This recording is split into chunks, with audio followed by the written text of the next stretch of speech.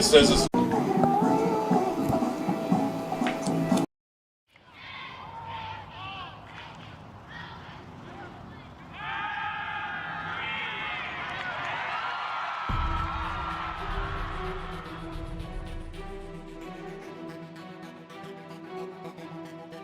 MJC has the largest athletic program in Northern California with 21 sports being offered.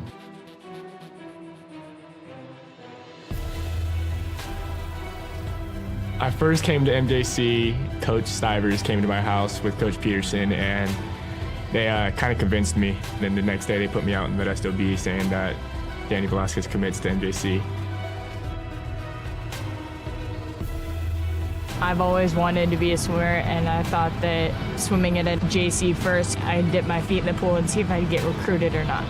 It's very competitive, and you get very close with your teammates.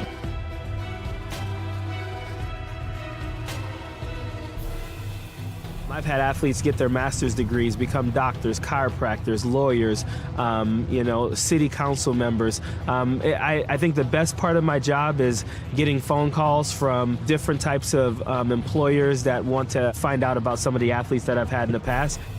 Yeah, I was able to get a scholarship to Cal State Fullerton through academic success and athletic success here through teachers and coaching.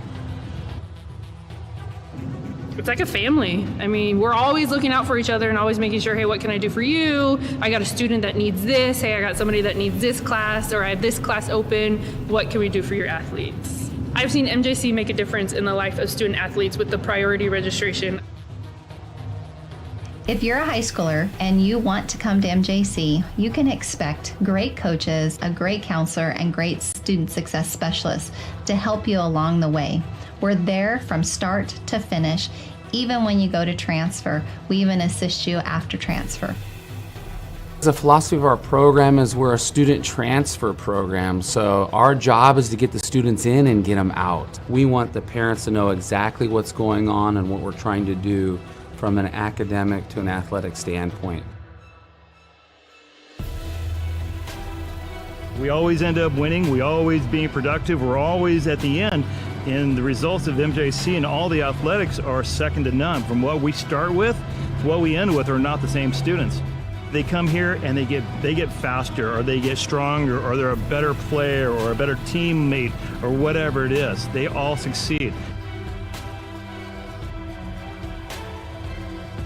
Always had dreams about playing college ball, and ending senior year without any offers to play big D1 ball, kind of heartbreaker.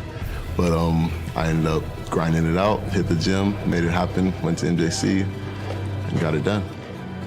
I am signing with the Colorado University, go Buffaloes, got a full ride scholarship.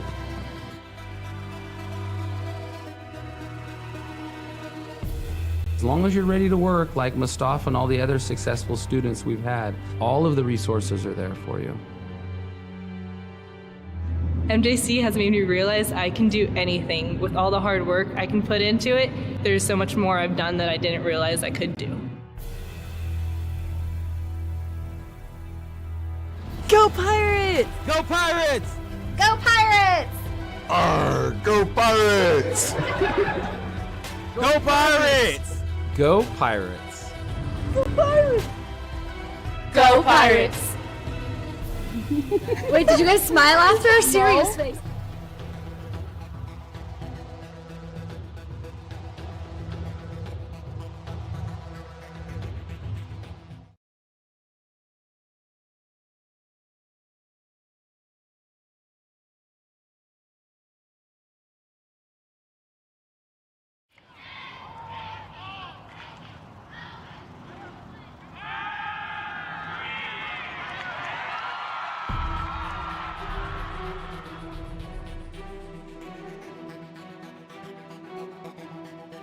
MJC has the largest athletic program in Northern California with 21 sports being offered.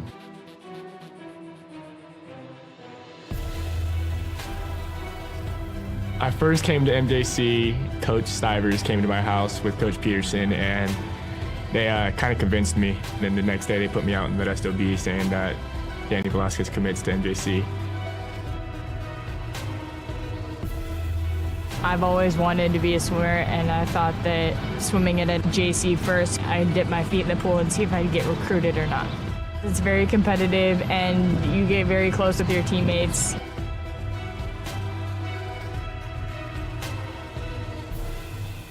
I've had athletes get their master's degrees, become doctors, chiropractors, lawyers, city council members. I think the best part of my job is getting phone calls from different types of employers that want to find out about some of the athletes that I've had in the past.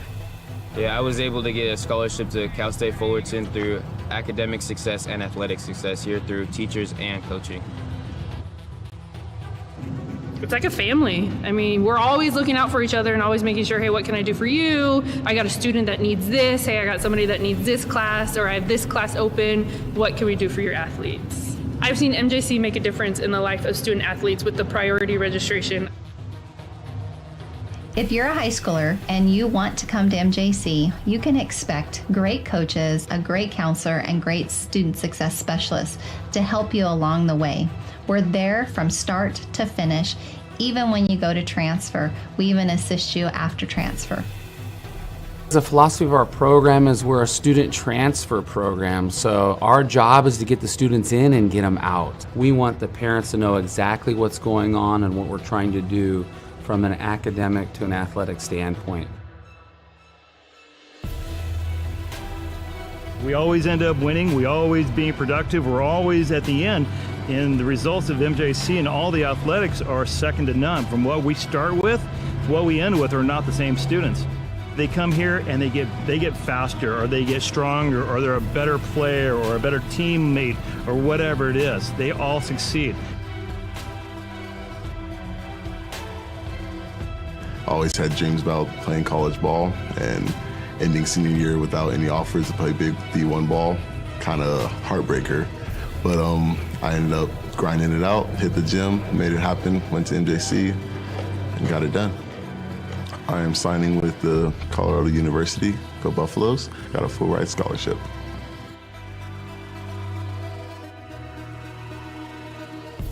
As long as you're ready to work, like Mustafa and all the other successful students we've had, all of the resources are there for you. MJC has made me realize I can do anything. With all the hard work I can put into it, there's so much more I've done that I didn't realize I could do. Go Pirates! Go Pirates! Go Pirates! Arr, go Pirates! Go Pirates! Go Pirates! Go Pirates! Go Pirates! Wait, did you guys smile after a serious face?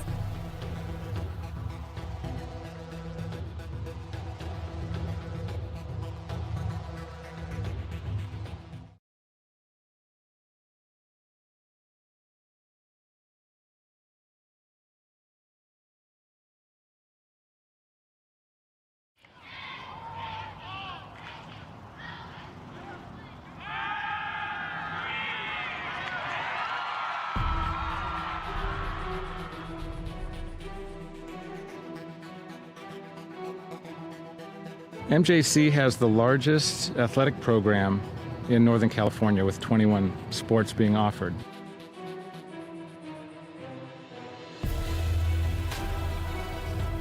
I first came to MJC, Coach Stivers came to my house with Coach Peterson, and they kind of convinced me. And then the next day they put me out in Modesto B saying that Danny Velasquez commits to MJC. I've always wanted to be a swimmer, and I thought that swimming at MJC first, I'd dip my feet in the pool and see if I'd get recruited or not. It's very competitive, and you get very close with your teammates.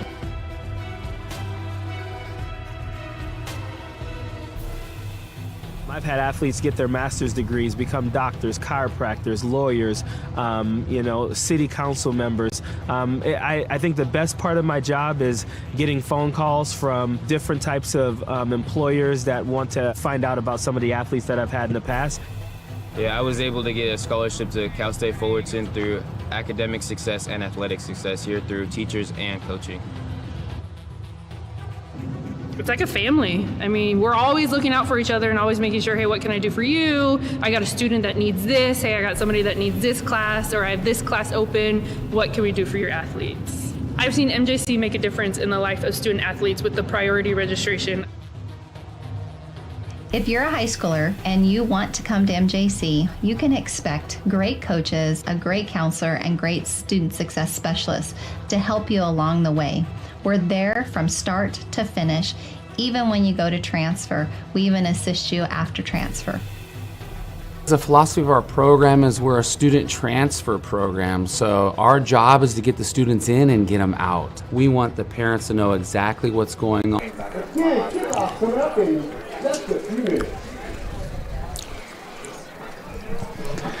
Valley play is upon us, preseason in the books. You can toss out the records when these two teams meet. The stakes are always high when the Fresno City College Rams visit the Modesto Junior College Pirates, and we got it for you next. It's a big-time matchup in the 3C2A as Valley Conference play is underway on NorCal Sports TV.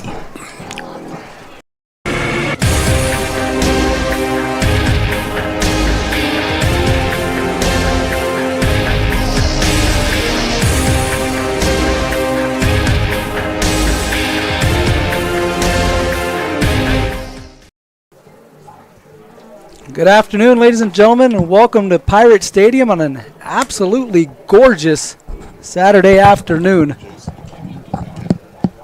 Mario Ramos alongside Chris Babcock here on NorCal Sports TV. The Modesto Junior College Pirates getting set to host the Fresno City College Rams. Modesto coming in with a preseason record of 3-2 as we start conference play. Fresno City tested themselves, and they were 2-3 as they enter this game against Modesto with the records now again squared away 0-0 as we start the conference portion of this schedule for both these squads. And again, a gorgeous Saturday afternoon out here in Modesto as the Pirates getting set to host Fresno City College. Chris Babcock alongside me. And Chris, again, like we mentioned, actually, we're going to step aside here momentarily, experiencing some technical issues, so we'll take a quick commercial break and be back with Pirate Football.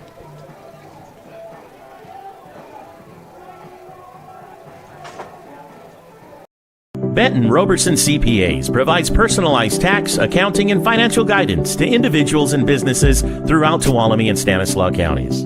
Our team believes in partnering with you and your team to build lasting relationships that help you achieve your financial goals. Give us a call today and experience the Benton Roberson difference. We look forward to hearing from you. Check us out online at br-cpa.net.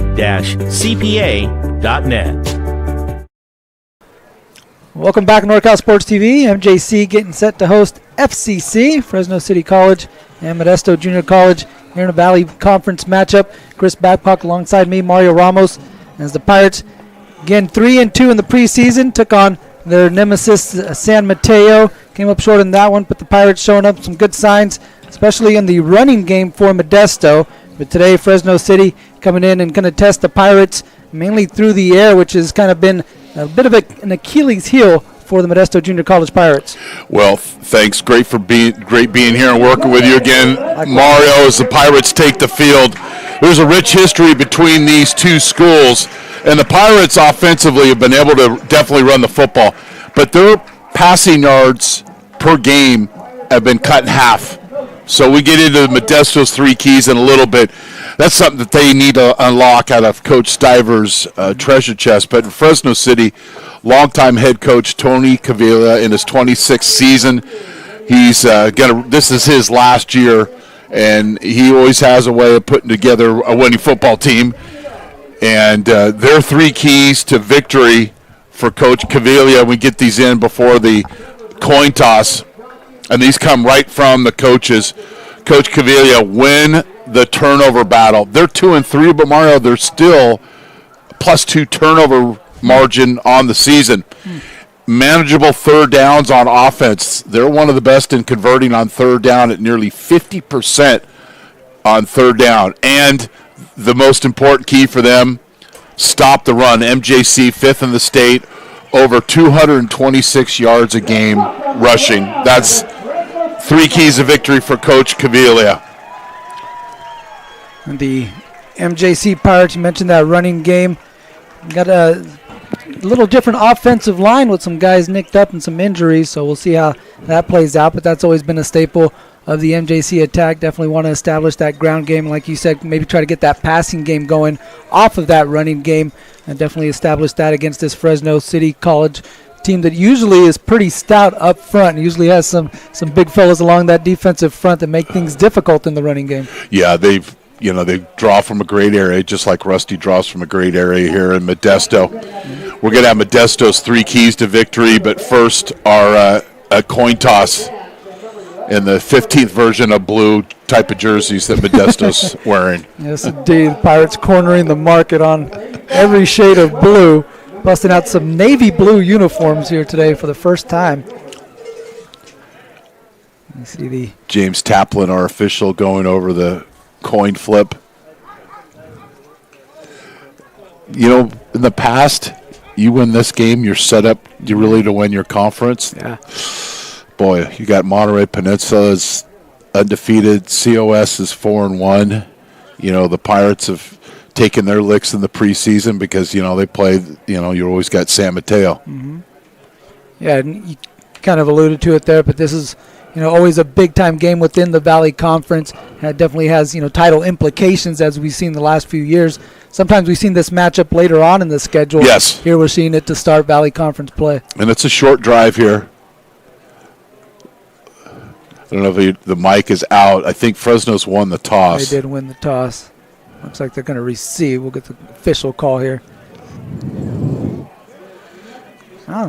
When I'm back here in November, I'm going to have a study on when coaches flipped and deferring and getting the football. Yeah. And a little sociological breakdown on that, and we'll move on. Well, you were a coach yourself, right? I know. We always took the ball, like Coach Walsh when he was with the 49ers. Yeah. And if I was maybe putting a few dollars on the 49ers, and you might make that late phone call to see if they got the football, because a lot of times they're starting out ahead. 3 keys victory for the Pirates. They need to find 3 explosive pass plays. That's a pass play over 20 yards. Just 3, not asking 5 or 6, just 3. No Blue Bayou coverage. And we're going to come back and go over that after our national anthem.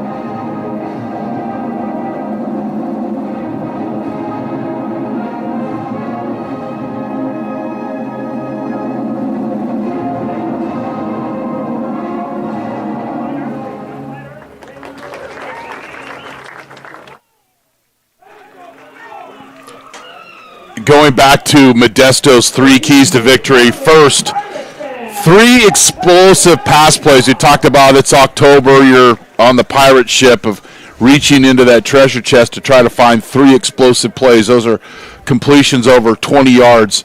No Blue Bayou coverage. This year, the Pirates' defensive backfield has given up a lot of big pass plays for touchdowns. You don't want to hear me saying this anymore today. If you're Modesto's defense, I'm going back someday, come what may, to Blue Bayou. Don't want me to say that anymore today when the Pirates are on defense and get off the field on 3rd down. Fresno converts at a high rate of nearly 50% on 3rd down.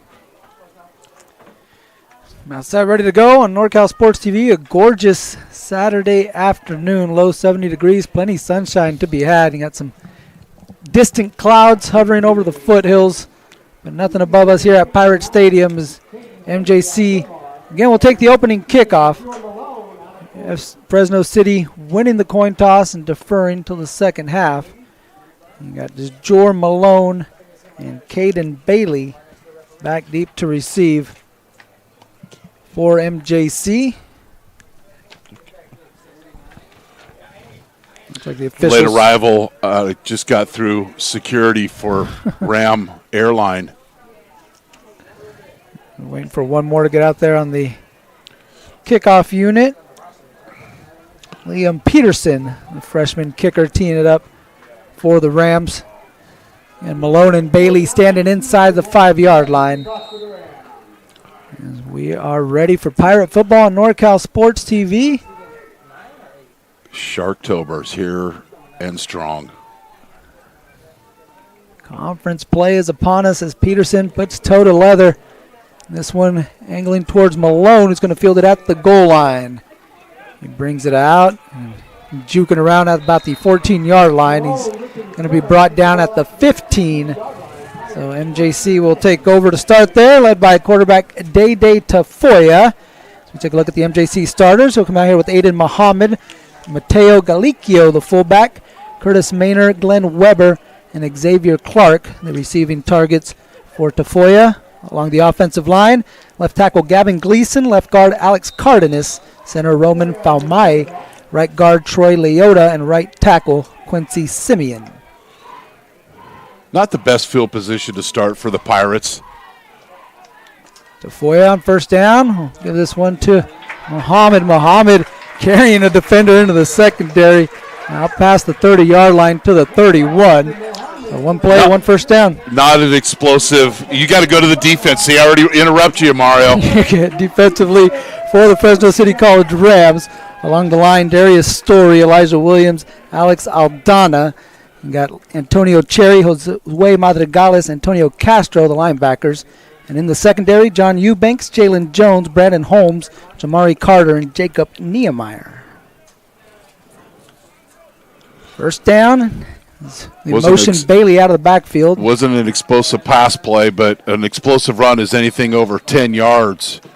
And Tafoya gets 4 on first down. Once the Pirates get that initial first down, for folks from Fresno City, haven't seen the Pirates play on offense, then they'll really speed that tempo. And you talked about the rushing game. Number 5 in the state, over 226 yards a game.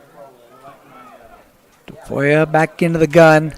And a fullback. If you don't know what a fullback is, he's right there, going to fall right behind him, and a first down. Bailey going that way as we got a loose helmet on the ground, and that is from the fullback, Galicchio. Bailey's going to pick up the first down out to the 42-yard line. So 2 first downs for MJC, and usually they like to kick up the tempo once they pick up these first downs, some substitutions, but not necessarily maybe kick up the tempo. They like to kind of going at their own pace. We were talking before the broadcast about a sweet spot in time of possession is around 26 minutes. The Pirates in their 2 losses this year only had the ball in each game for 21 minutes. They have to have a little bit more. And right up the gut. Bailey out in space, trying to get past the secondary, and he is chased down at the 25-yard line.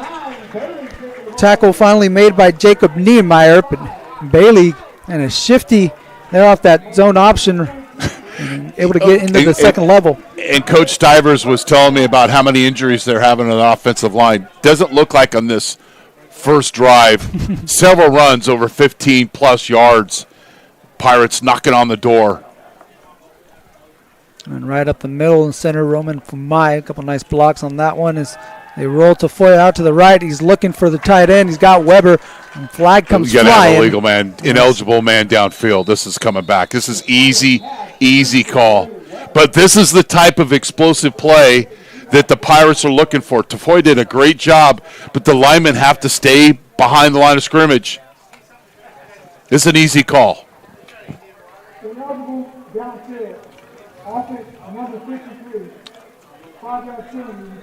That's a 20-yard gain, and you're knocking on the door. So now you're playing behind the chains, and that's what you've seen with some of the struggles. Not so much this year, but last year was scoring in the red zone. I know they're not there, but that's what helps prevent you from not having that first down penalty. So following the penalty, it'll be 1st and 15. Muhammad up the gut. He'll be stopped right about the 25-yard line. Picks up a little bit of that penalty yardage back. It's going to be about 2nd and 11 for MJC. And when the field shrinks like this isn't able to load up more guys into the box. You see there are a lot of white jerseys in the box. Fresno giving up over 141 yards rushing and 225 passing this season. A lot of big bodies out there. They run towards those tight ends on the left side of the offensive line, and Muhammad not able to get much. Maybe about a half a yard on that carry. Fresno sniffed this one out as they're showing a strong run tendency to the left. I think it's just guys flying to the football. And they have a lot of safety linebacker interchangeable players and did a great job of just stretching it out. It's 3rd and 10. Modesto converting at number 38 in the state on 3rd down. Motion Malone. They run a screen on the opposite side. Caught by Maynard, but he's not going to get nearly enough yardage to make this that penalty. Interesting 4th down call. Instead, here comes the kicking unit. So it's a fast screen to the boundary side. Got to paying attention here on the field goal attempt. But that penalty should be a touchdown scoring drive. Instead, it's a 40-yard field goal attempt. Not an easy kick. A little windy out there today. The Emmanuel Garibay from the left hash. It's going to be a 40-yard field goal. Weber to snap. Tafoya to hold. Good snap. Kick on the way. It's angling to the right, and it is no good. So that's that penalty that it breaks your back. Instead of being inside the 10-yard line, now you get decent field position to Fresno City and a little juice for their first possession of the game. So the Pirates coming up empty on their first offensive possession. And like you said, that penalty kind of setting them back. Here comes Fresno City, led by Yaje Vance, the quarterback from Edison. He'll come out there with Jordan Colbert, the running back, Andrew Chavez, the other running back for Fresno City. Jacob Couch, the tight end, Marquise Cropper, Noe Felix, and Jacob English, the wide receivers. You got Marcus Avila, Ryan Famuina, Isaac Maugaleo, and Jimmy Cranford and James Cazares on the offensive line for Fresno City.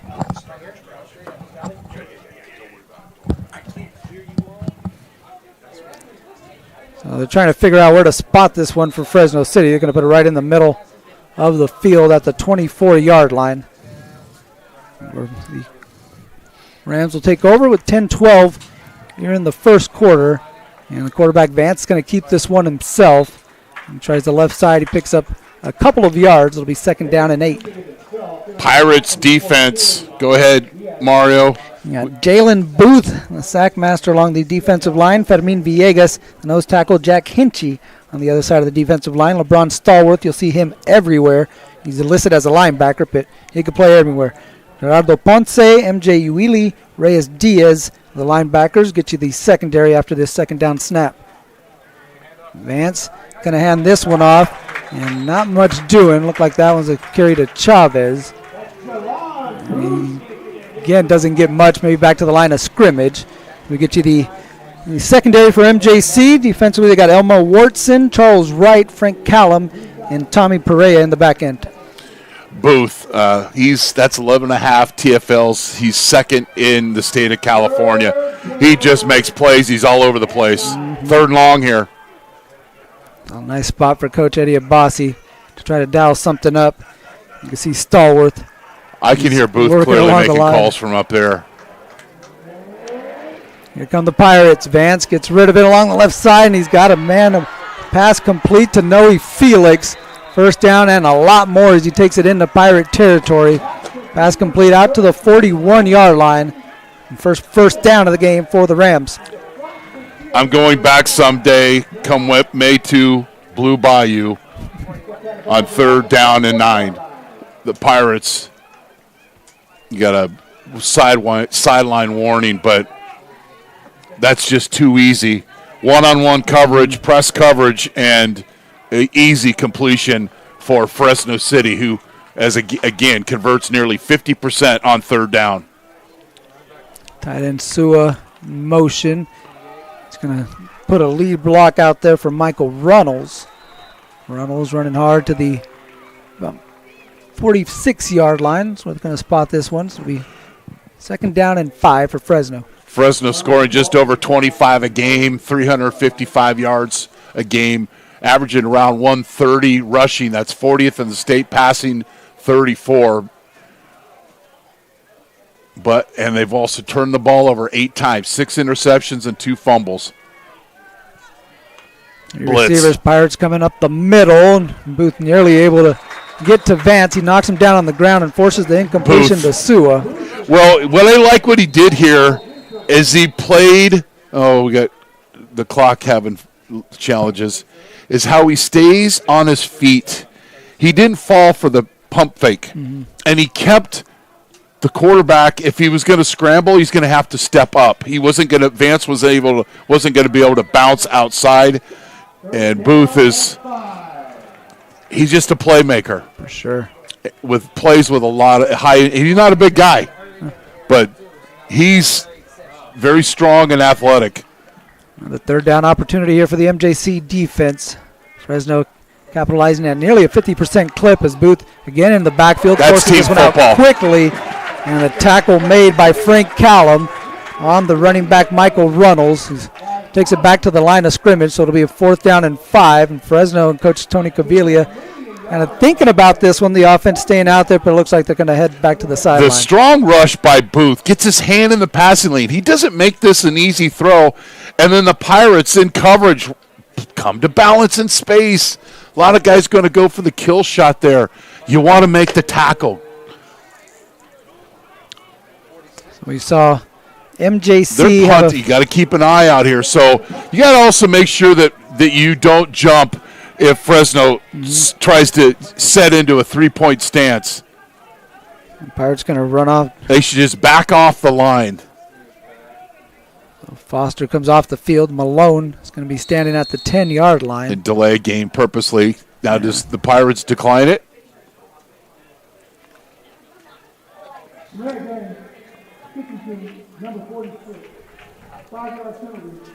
And they say, why would you decline that penalty? Well, give him a little less room to work in.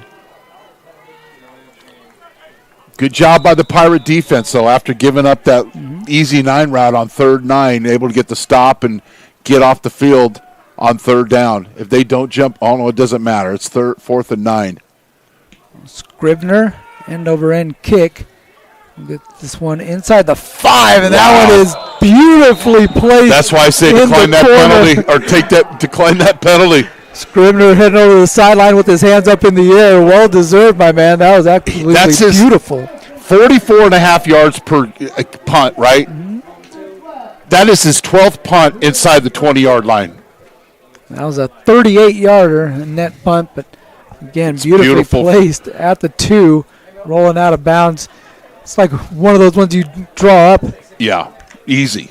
Now, the Pirates, I wouldn't mind running that counter play action pass, getting out in space that they were called for the ineligible man downfield. Backed up against the goal line, they'll put it in the belly of Muhammad, and he'll take it. Stacking that box, Mario. 6-yard line. There's 10 guys just right up in that box. 3-yard pickup for Muhammad.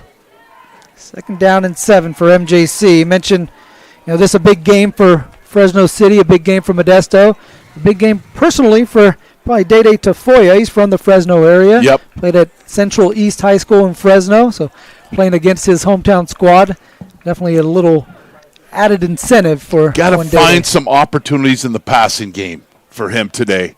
They did early and had the player downfield. They're going to take another shot here. Action looking for Maynard, back That's a shoulder beautiful throw. What an adjustment. That's a beautiful throw. Maynard able to make the catch. That's a beautiful throw. Take it out to the 30-yard line.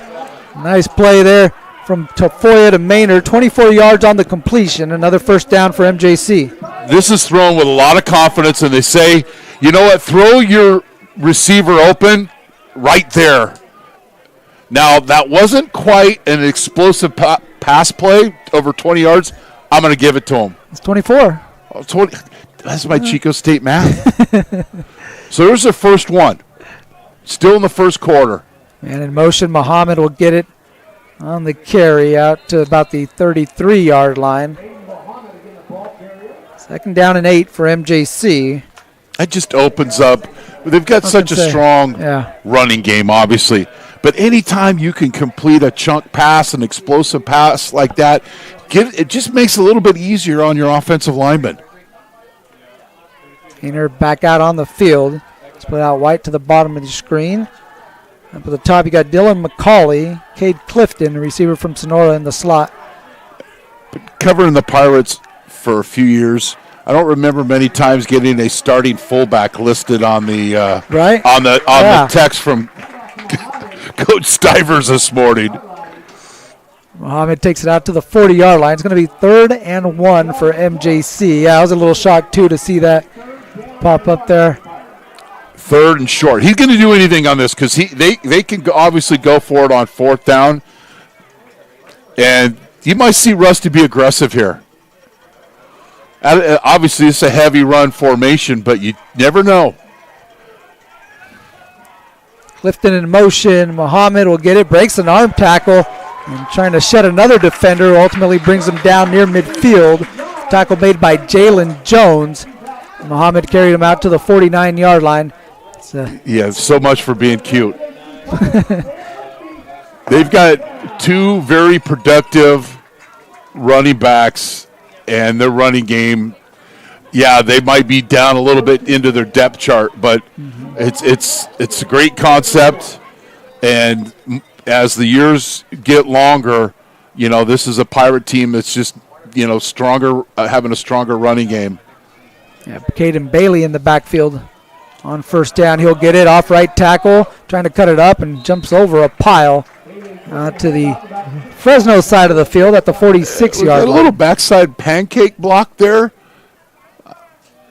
Pirates playing through the echo of the whistle. But Bailey gives them such a great option. And that little burst of speed, that's almost as good as a pass.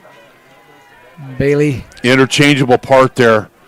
He's an alum of the same high school as Rusty Stivers, a Hillmar Yellow Jacket, that Caden Bailey. And when they've had some guys that have been interchangeable parts, one's playing at Cal, Mr. DeJesus, play tailback, play slot, X, Z, whatever. That's a great move in the hole. But one too many moves.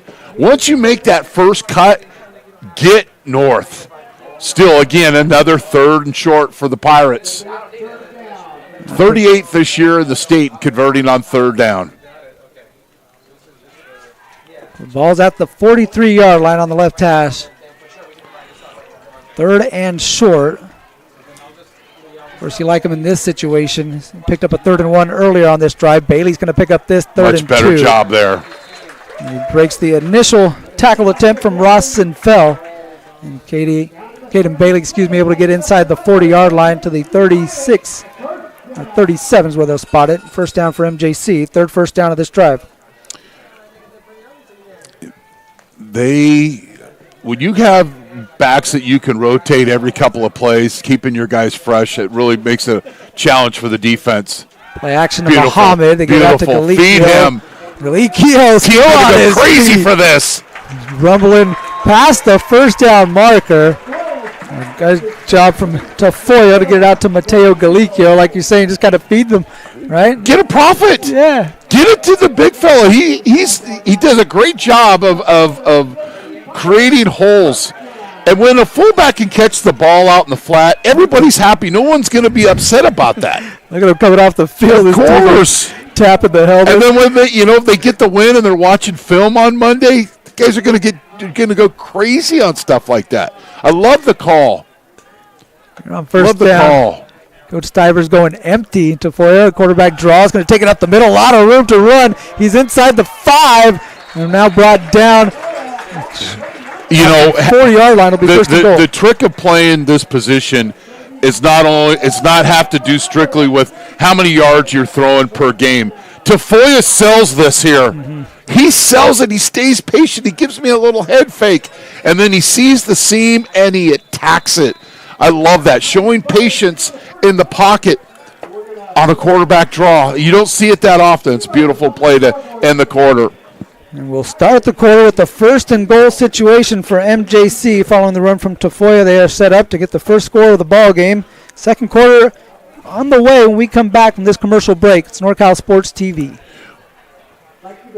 Whether you're taking Highway 49, Highway 99, coming from anywhere in the 209 or much, much further, take a drive up Highway 108 to the NorCal Sports TV Summer Basketball Camp. It's a 5-day overnight summer basketball camp in the Sierra foothills of Sonora. The NorCal Sports TV Summer Basketball Camp, where we keep it 100.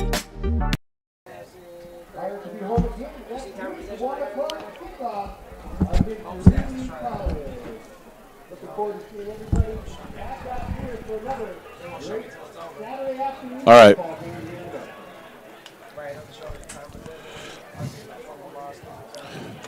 We're back. A little history between these schools. It's MGC's actually won the last 4 matchups. Third time that they've played in the last 326 days. That's a familiar opponent. Mm-hmm. Pirates need to finish this drive with positive plays. Heavy goal set. for the MJC Pirates. Full house in the backfield. He's going to give it to Muhammad off the left side. He's going to walk into the end zone. Touchdown Pirates is Aiden Muhammad with a 4-yard scamper. It didn't look like it. He got touched right there. His teammate lifted him up in the end zone. It's the hardest hit he's had today. That's a textbook drive for the Pirates. 98-yard drive. And I could have walked backwards through that hole. You saw that. I mean, that's a great job by the Pirates up front. On the right side of the defensive line just collapsed for Fresno City, and Muhammad And that untouched drive into the end zone. That drive checked a lot of boxes, Mario. Snap from Weber, the hold from Tafoya, and the kick from Garibay ends up on the track. It's through the uprights and good. MJC striking first. Got a 4-yard touchdown run from Aiden Muhammad, 7-0 MJC. As you can see on the replay, great blocking up front. Muhammad into the end zone for the first score of the ball game.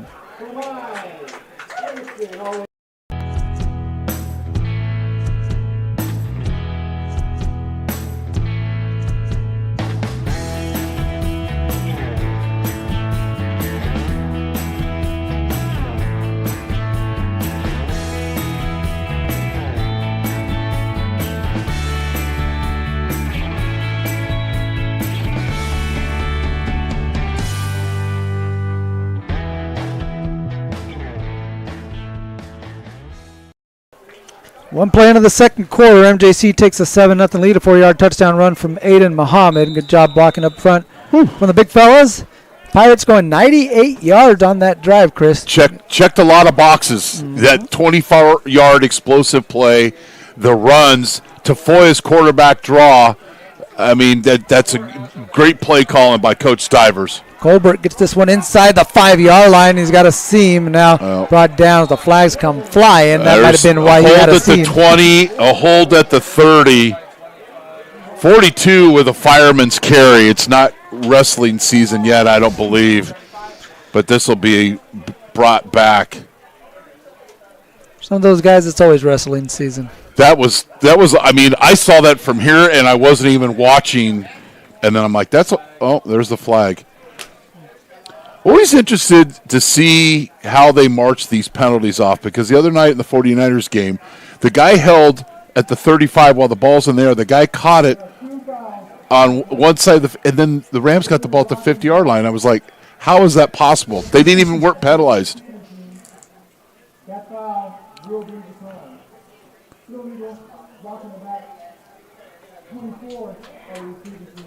That foul will be accepted. And first down, Fresno. All right, so it'll be inside the 20-yard line.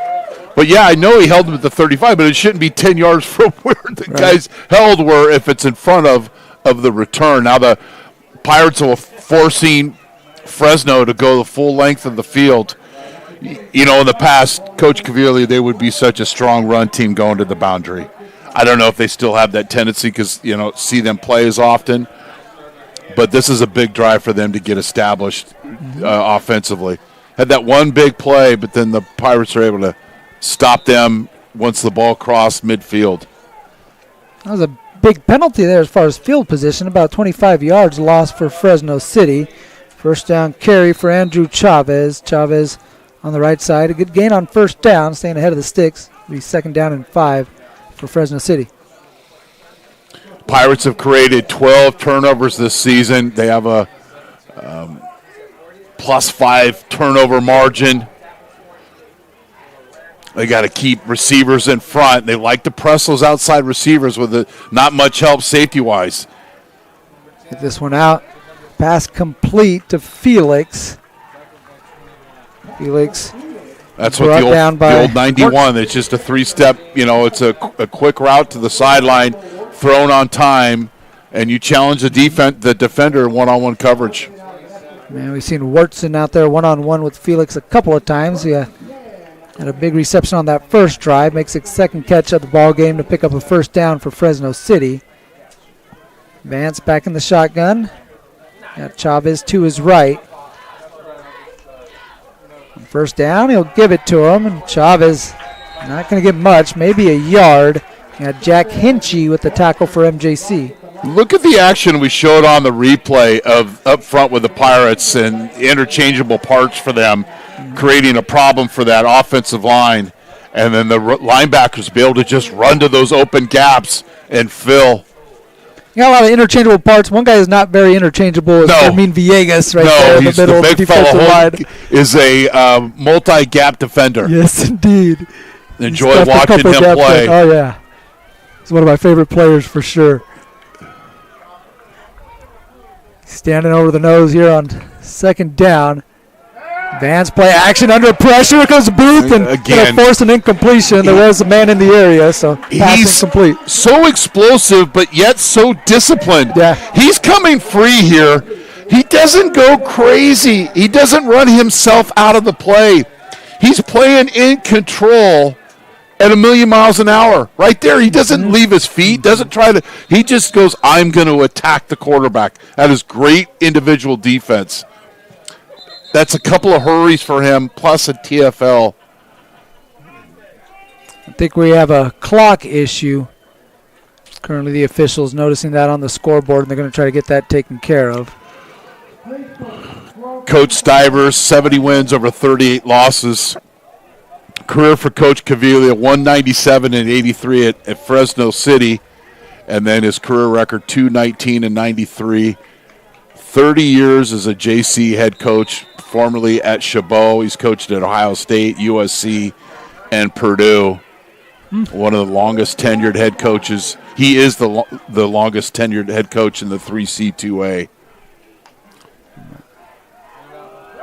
3rd down carry for Fresno City, and they nearly pick up the first down. It's going to be close here. Jackson Sinfel is going to be about a yard short, but 3rd down and 9. They give it to Sinfel, and he's going to make this an interesting 4th down call. Looks like Caviglia going to keep the offense out there for the time being. It's at the 36-yard line on the MJC side of the field as the Pirates making some hockey-style substitutions, but Fresno substituted already, so MJC will have the opportunity to make that change. Here we go, 4th down and 1, and MJC. That's just easy. I mean, our favorite guy just gave them 5 yards, and we're going to go a little Vince Scully and make a note for that later, because that's just everybody here knows that's going to happen.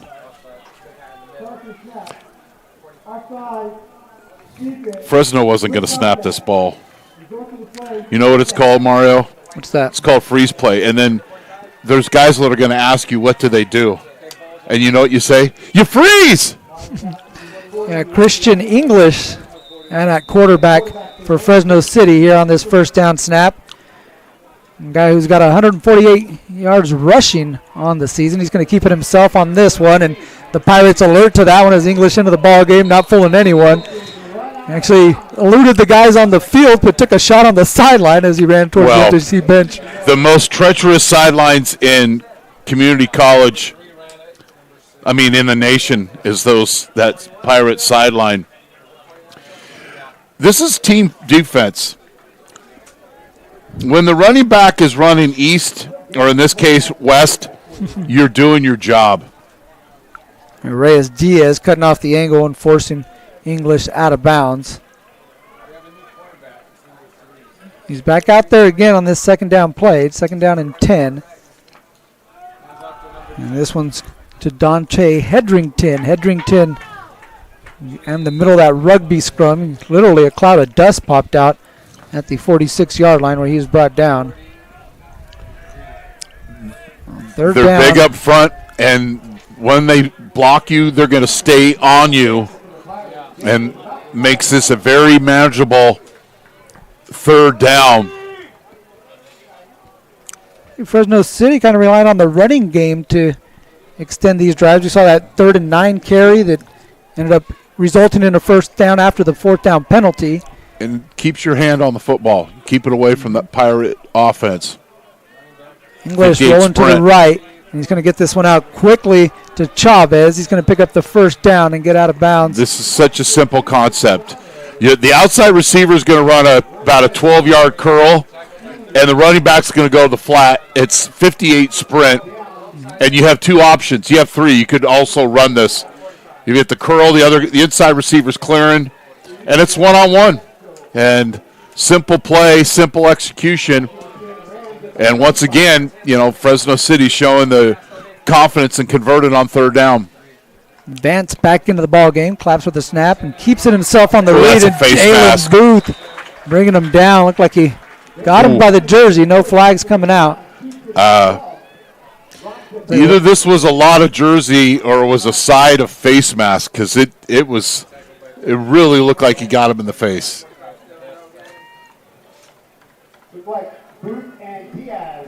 No, side of jersey.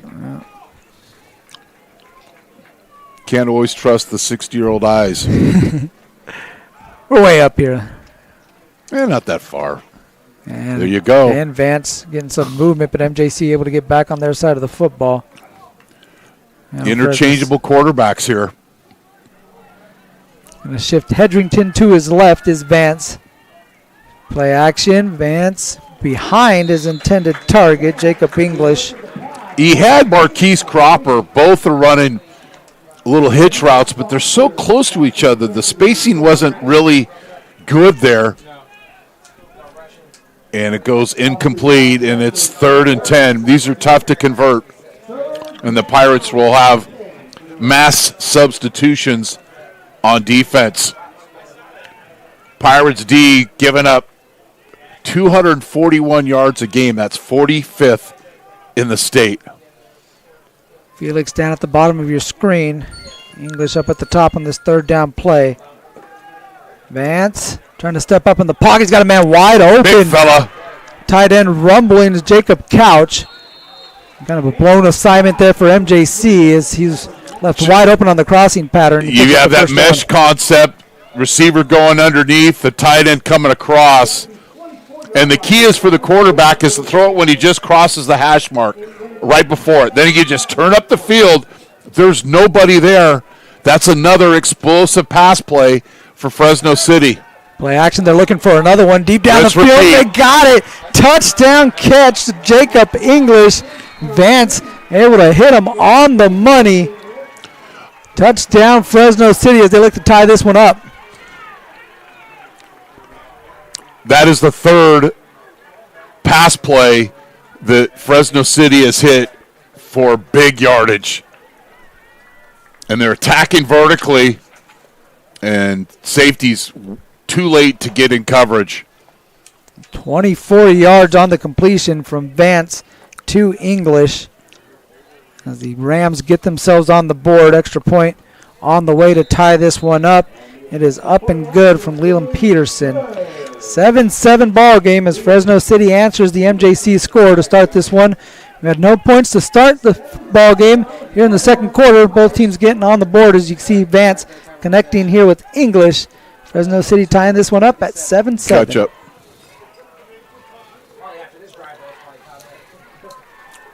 Whether you're taking Highway 49, Highway 99, coming from anywhere in the 209 or much, much further, take a drive up Highway 108 to the NorCal Sports TV Summer Basketball Camp.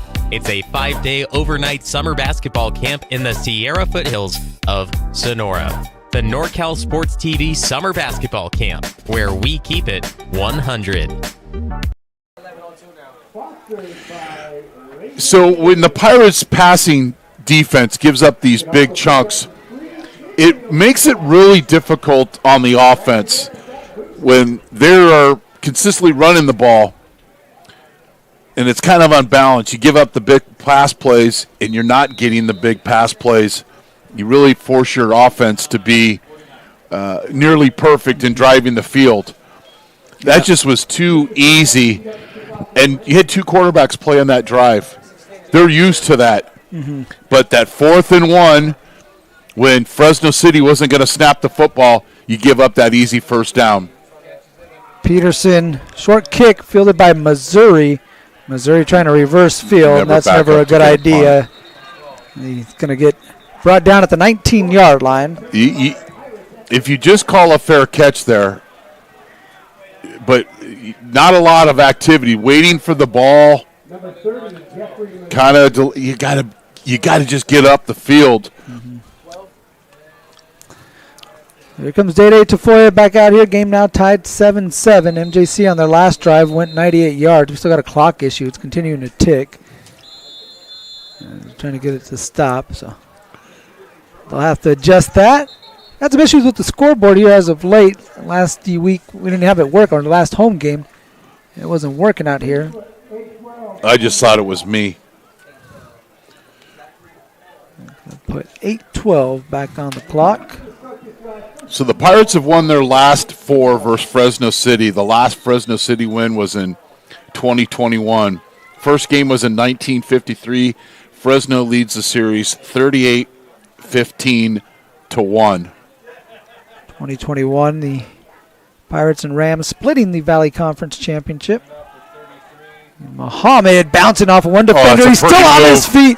And now going to be brought down at the 39-yard line. Great carry there from Muhammad. There. If you don't know what a phone booth is, Google it. But this couple of moves within the phone booth here, just a little bit of deception. Right there. And then, well, we didn't see it, but those quick little moves while still working your way downfield. Pirates with the explosive run to answer. Motion Clifton, they give it to Bailey. Bailey, a nice little seam, and hit by the linebackers near midfield. He'll take it to the 49-yard line. Not much resistance by this Fresno defense stopping the run. See right here, Bailey. Yeah, and you go into the week and you see these stats and how strong they are for Modesto. It's easy to say, we got to stop the run. Doing it is a whole other story. Here's Bailey again on 2nd down and 1. He'll pick up the first down. He picks up about 3 yards on the carry. But again, he only needed 1. So the MJC Pirates moving the chains once again. First down and 10 as they're now on the Fresno City side of the field. I'm just asking, is this clock operator watching the officials? That's all you need to do. Don't watch the game. They'll give you the signal, and you turn it off and you turn it on. There's no editing or decisions made. You just watch the officials.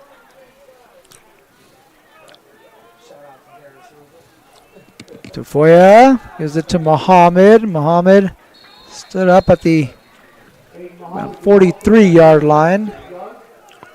Another good first down run as MJC picking up about 5 or 6 yards on that carry. It'll be 2nd down for the Pirates. This is almost like a 9-on-7 session when, it's just all linemen and linebackers. Mm-hmm. And you're only working off a hash. There's no mystery in what they're doing. They're just physically dominating the line of scrimmage early on here. Yeah, Maynard and Clark split up at the top of your screen. Tafoya going to get this one to Clark, but it got deflected at the line of scrimmage. And then Clark on a slant pattern. Pass falls incomplete. It'll be third down. And that's a tough pass because the line popped up early and doesn't open up a lot of room for the quarterback to throw the football at that short a distance, and he's only 5'11", so there's challenges there to having vision on your receivers. Empty backfield here for the Pirates. Third down snap. Tafoya surveying the defense. On the shotgun. Gets this one out. Pass complete. Caught by Max Friedman, the tight end. Able to pick up a big third down conversion. He takes it inside the 35-yard line. Another first down for MJC. Is Friedman able to get open? Ball's in the air for a long time. That's an out route from your right hash. And I thought that Fresno defender kind of had a beat on this. But Friedman does a good job of coming back to the football. I never understood as a wide receiver or tight end coach why you never have to tell a receiver to come back to the ball. That's what they should be doing. I think Fresno's offsides. Flag right at the snap as Muhammad making his way to just about the 30-yard line. See, MJC might get it there, but keep the down after this penalty. Speaking of free 5 yards.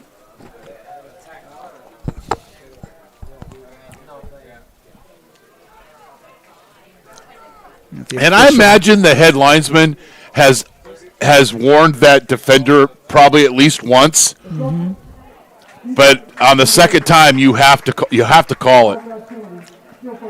He was talking there with Jacob Niermeyer, who got the infraction. You mentioned the referee, James Taplin, his crew, Brandon Olison, the head linesman, line judge Kai Jefferson, Eddie Robinson, the side judge, Marvin Turk, the field judge, Tony Robertson, the umpire, and Jack Wildermuth, the back judge. Appreciate you guys. Free down here. First down and 5 following the penalty. Clark and Maynard to the bottom of your screen. Tafoya rolling to the right. He's going to keep it himself. Looking for a lead block. Bounces off a defender. Looking to get to the sideline, and he'll get out of bounds at about the 20-yard line. He picks up the first down with his feet, does Tafoya. A gain of about 9 yards.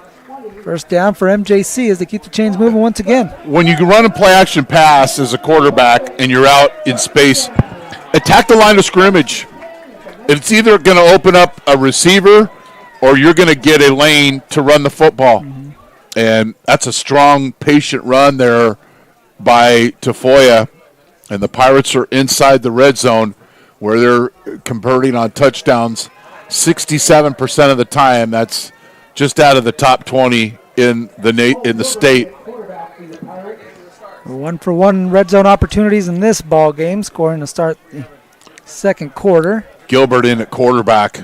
4 minutes left as they give it to Bailey on a jet sweep. And Bailey able to get it to the 10-yard line. It's going to bring up second down and 1 for MJC. Those outside runs make it so tough to defend this Modesto running game because if you fly outside and they're running a power or they're running that inside belly, you're going to be out of position. There's going to be nobody behind you. Gilbert going to keep it himself. Got some blockers out in front of him and maybe a touchdown-saving tackle there by John Eubanks as Gilbert had a convoy out in front of him.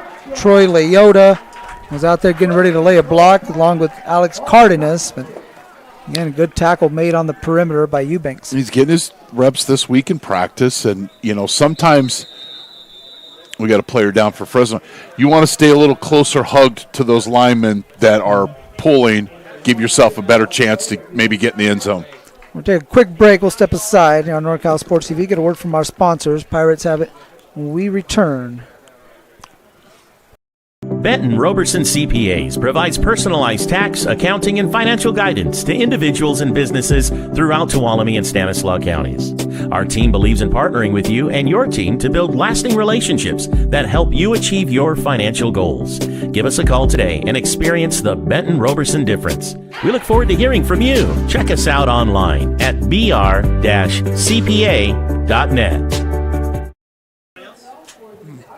Mario? Yeah, I think everybody's a yes.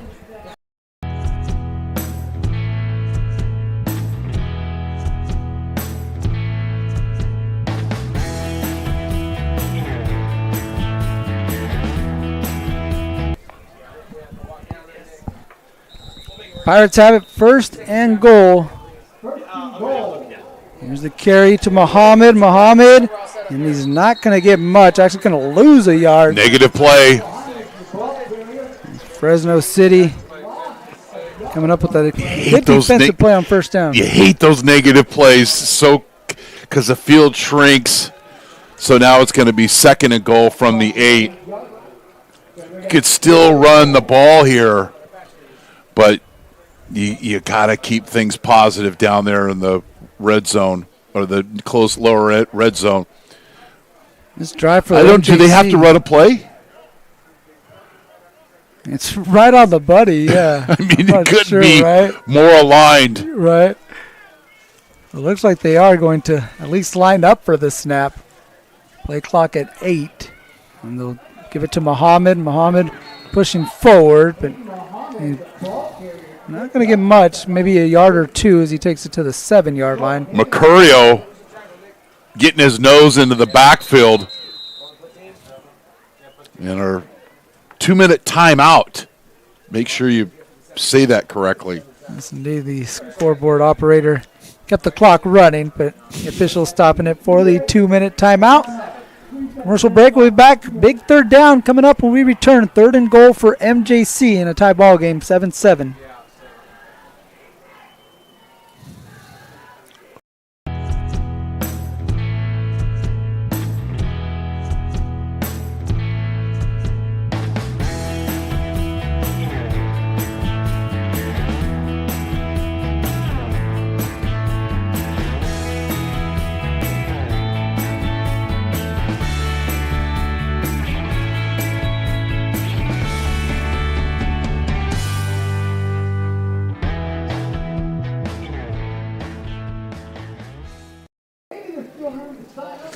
Third down and goal for MJC.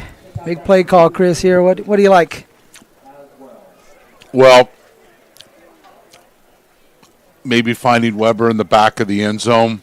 You know, Freeman's had a catch earlier in the game. They're, looks like they're going to be into a heavy, what would be a run formation set, but you never know. And is Coach Stivers thinking about going for it on fourth down if they don't get it here? So it all goes into that play call. 2 minutes remaining in the first half. Both teams with their full complement of timeouts. Third and goal. Maynard at the bottom of your screen. Clifton slot left. McCauley at the top. Muhammad in the backfield. And ball on the ground. Tafoya picks it up. Now trying to make something happen. He's going to be able to maybe get a net yard out of this, but that play did not look good there at the mesh point. And MJC is going to bring out the Does he know he's going to keep it there? I know it's a run-pass option. Boy, failed opportunity here for the Pirates. So here comes Garibay out for another I'll hold it for him. field goal attempt. This one at the 12-yard line. So 22-yard attempt and for Emmanuel Garibay. Clock continuing to wind. Under a minute 20. Play clock at 10. MJC taking their time. Every second counts, but you're asking a lot of your O-line to just hold their water. Foya gets the snap and Garabay's kick. goodness. Angles to the left. He hooked it. And he misses the 22-yard attempt. So MJC coming up empty on a drive that went about 7.5 minutes, Chris, but no points to show for it. That negative play on first down, it just screws up the whole tempo of the offense, and then the near fumble on the mesh point on that third down run, that's when you just don't have a lot of faith in your passing game there on that 3rd down and 9. And now you give an opportunity for Fresno, who gets the ball, to start the second half. Yep. The Rams winning the coin toss and deferring until the second half. So they have an opportunity here to double up with a minute and 1 second left to play in the first half. Might run a little draw or screen here to see how you move the football on the first down. And tight end Jackie Burden motioning across as they give this one to the running back. That carry going to Donald Turner.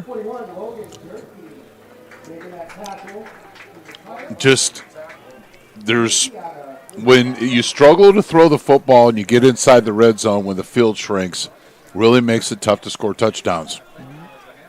Clock continuing to run with 35 I don't think seconds. Fresno cares. That's Cantave, the running back. He's going to get it again. He's going off to the left side. Cantave chased down by Stallworth. And you're going to get a timeout taken this time by MJC. It looks like they're going to try to take a timeout. Rams call timeout? Or No, was it MJC. Oh, no, Fresno. He did turn around.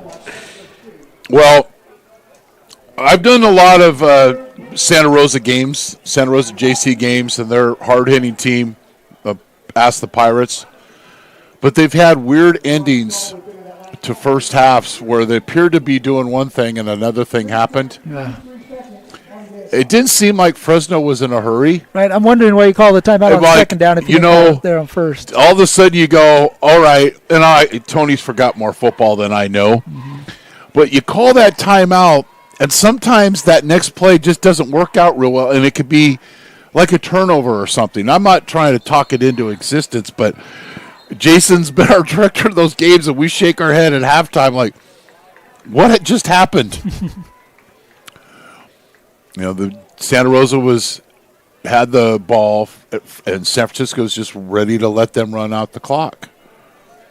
And then Santa Rosa calls a timeout on 2nd and 10 and then throws a near pick 6 when San Francisco just wanted to go the half. So Manigee's end of the game or end of the half situations, it's 3rd and 1. Does that mean they're throwing the ball here? Got a horn going off somewhere, but 23 seconds still on the clock. Vance going to keep this one himself, and he's going to skip out of bounds out past the 30-yard line. It will be a first down for Fresno City, so they'll have it 1st and 10, 17 seconds left to play in the first half. Again, Fresno City with 2 timeouts. MJC still with all 3 of theirs.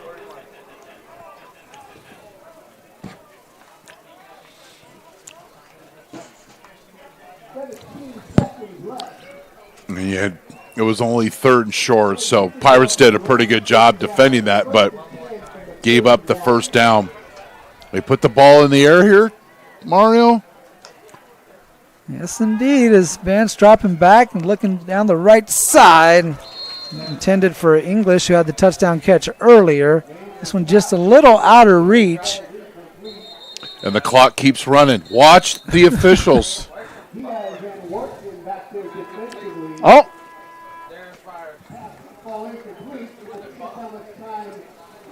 I should have about 13 seconds left, 12 seconds, somewhere around there.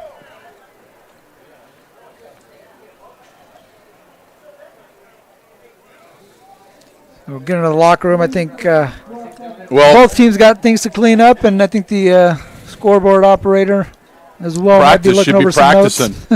Well, here, does Fresno have something in their bag of tricks to run a little hitch and trailer, maybe a shallow cross over the middle and turn into, pitch into somebody? 12 seconds here, 2nd and 10. From the 31-yard line, Vance going to hand this one off. Carry goes to Colbert. Colbert tackled shy of the 40-yard line at the 39. Fresno City going to take their second timeout. Oh, my.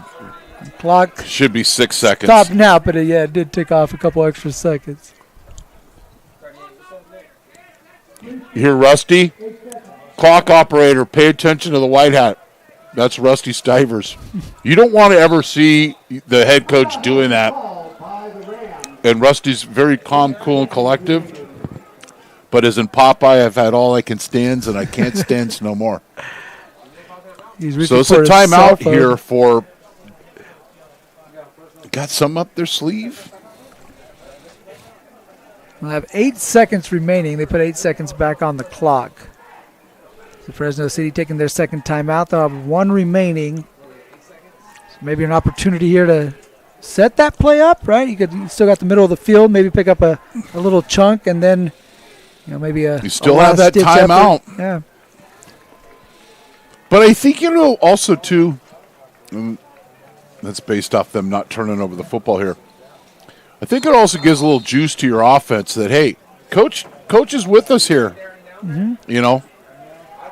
They haven't called any risky plays, but we'll see here. We did see them. It is change October. Things up a little bit with the quarterback, Christian English, when he came into the ball game. A little bit of a different package for him, but yeah, like you mentioned, nothing really too threatening down the field aside of that early completion to Felix. 36 attempts, he's thrown 3 interceptions. And before the third down snap, looks Pirates like we're going to get a MJC timeout. Can't take them to the locker room with you, so might as well. Well, you wait and see what they're going to show. Yep. Eddie's already told the head linesman, "Hey, I'm gonna call a timeout, so it's not a surprise party to him." He did get a second come off the clock, so now it's back on there. So 8 seconds still remaining in the first half. 7-7 ball game. I guarantee we're gonna see a couple of gentlemen up here wearing stripes in between at the intermission here. Yes, indeed, I would think so. So 8 seconds remaining. MJC taking their first timeout. And Fresno City will get the ball back to start the second half of play. So they're maybe Coach Cavilla he's very happy here. 7 all. They get the ball to start the second half. They've done a decent job of running the football, but if another second got added. You got to keep an eye on the clock.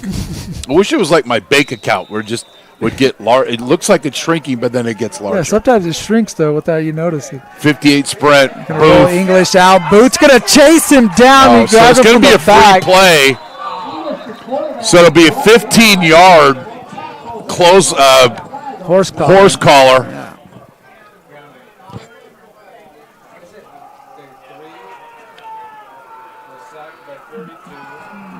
Booth getting the sack and hollering to the heavens, and some of the Pirate fans joining him. But again, that one's going to be a penalty as he got him from the back of the jersey and pulled him down. You see right here on the replay. In that horse collar area.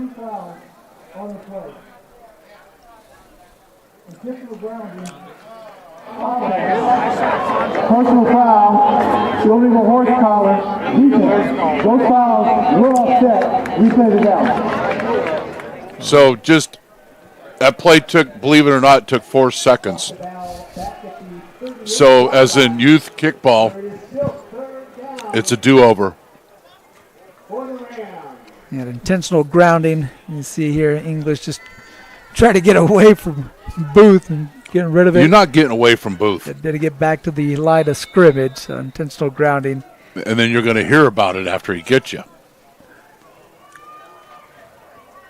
Booth at the top of your screen on the defensive line. They're going to block him, double team him off the edge. A little chip block. English on the quarterback draw. He's going to pick up the first down, take it near midfield, but that's going to be the final play of the first half as the clock will come to an end. This time it was supposed to. And so MJC and Fresno City going to take a 7-7 tie to the halftime break. A defensive struggle here in the first half. We'll see what the second half brings on NorCal Sports TV. We'll be back with more Pirate football following this halftime break.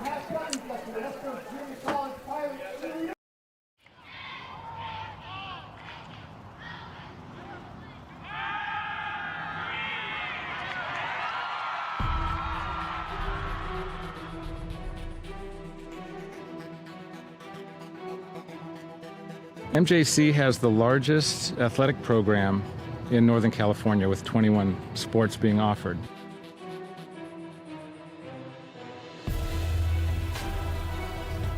I first came to MJC, Coach Stivers came to my house with Coach Peterson, and they kind of convinced me. Then the next day they put me out in Modesto B saying that Danny Velasquez commits to MJC. I've always wanted to be a swimmer, and I thought that swimming at JC first, I'd dip my feet in the pool and see if I'd get recruited or not. It's very competitive, and you get very close with your teammates.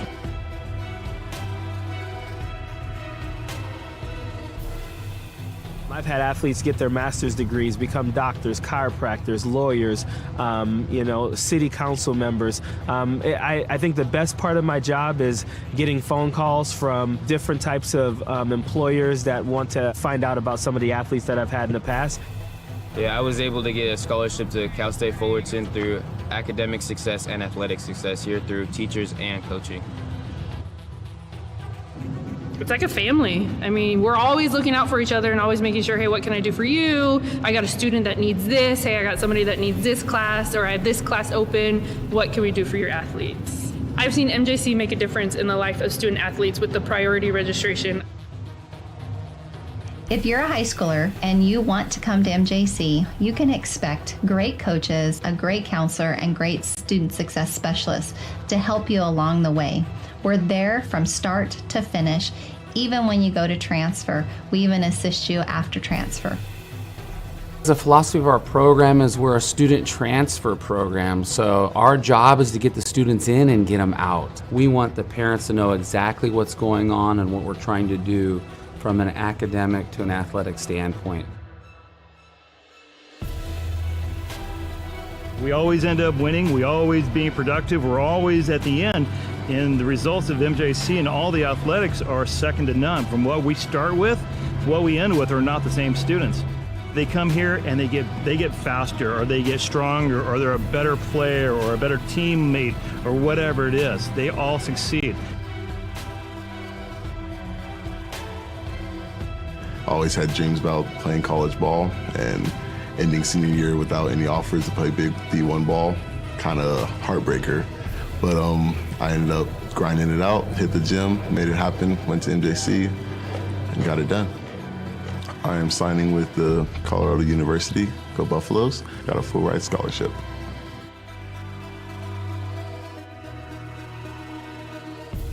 As long as you're ready to work, like Mustafa and all the other successful students we've had, all of the resources are there for you.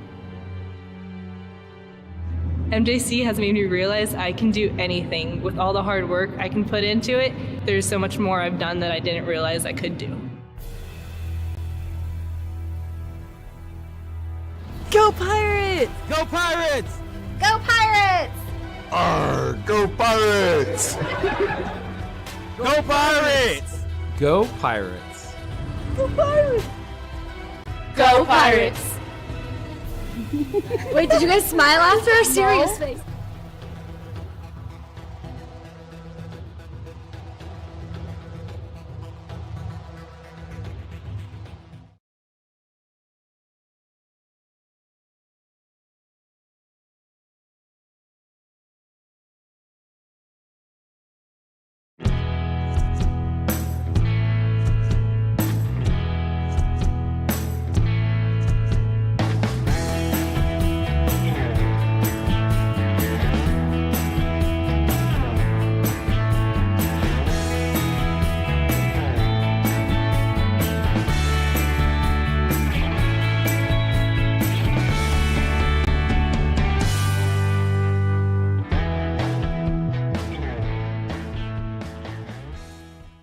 Whether you're taking Highway 49, Highway 99, coming from anywhere in the 209, or much, much further, take a drive up Highway 108 to the NorCal Sports TV Summer Basketball Camp. It's a 5-day overnight summer basketball camp in the Sierra foothills of Sonora. The NorCal Sports TV Summer Basketball Camp, where we keep it 100. Benton Robertson CPAs provides personalized tax, accounting, and financial guidance to individuals and businesses throughout Tuolumne and Stanislaus counties. Our team believes in partnering with you and your team to build lasting relationships that help you achieve your financial goals. Give us a call today and experience the Benton Robertson difference. We look forward to hearing from you. Check us out online at br-cpa.net. The time to get in shape is finally here. The Boss Move Fitness app is here to help you accomplish your goals with a customized meal plan, day by day, with a shopping list to make sure that you're eating something nutritious and delicious to help you lose the belly fat for good. It also comes with a customized workout plan, whether you're in a gym or at home, so therefore you never ever have to question what you're doing to make sure you get in the shape that you want to be in. Get started today at GetStartedAtBossMoveFitness.com to accomplish your goals in no time.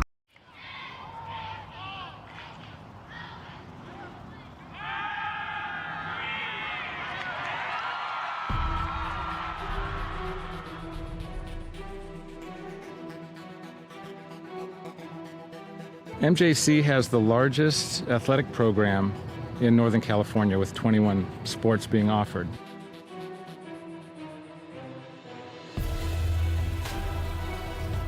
I first came to MJC, Coach Stivers came to my house with Coach Peterson, and they kind of convinced me. And then the next day they put me out in Modesto B saying that Danny Velasquez commits to MJC. I've always wanted to be a swimmer, and I thought that swimming at a JC first, I'd dip my feet in the pool and see if I'd get recruited or not. It's very competitive, and you get very close with your teammates.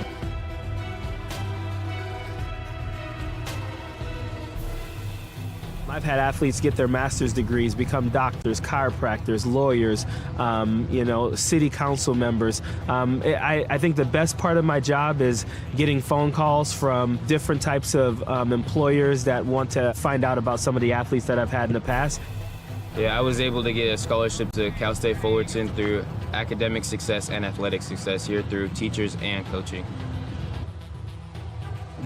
It's like a family. I mean, we're always looking out for each other and always making sure, hey, what can I do for you? I got a student that needs this. Hey, I got somebody that needs this class, or I have this class open. What can we do for your athletes? I've seen MJC make a difference in the life of student athletes with the priority registration. If you're a high schooler and you want to come to MJC, you can expect great coaches, a great counselor, and great student success specialists to help you along the way. We're there from start to finish. Even when you go to transfer, we even assist you after transfer. The philosophy of our program is we're a student transfer program, so our job is to get the students in and get them out. We want the parents to know exactly what's going on and what we're trying to do from an academic to an athletic standpoint. We always end up winning. We always being productive. We're always at the end. And the results of MJC and all the athletics are second to none. From what we start with to what we end with are not the same students. They come here and they get faster, or they get stronger, or they're a better player or a better teammate or whatever it is. They all succeed.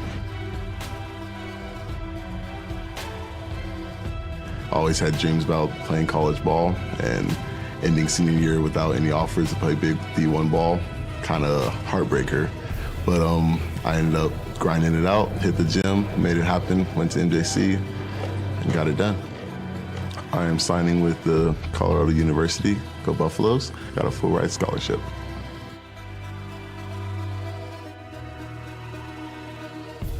As long as you're ready to work, like Mustafa and all the other successful students we've had, all of the resources are there for you. MJC has made me realize I can do anything. With all the hard work I can put into it, there's so much more I've done that I didn't realize I could do. Go Pirates! Go Pirates! Go Pirates! Arr, go Pirates! Go Pirates! Go Pirates! Go Pirates! Go Pirates! Wait, did you guys smile after a serious face?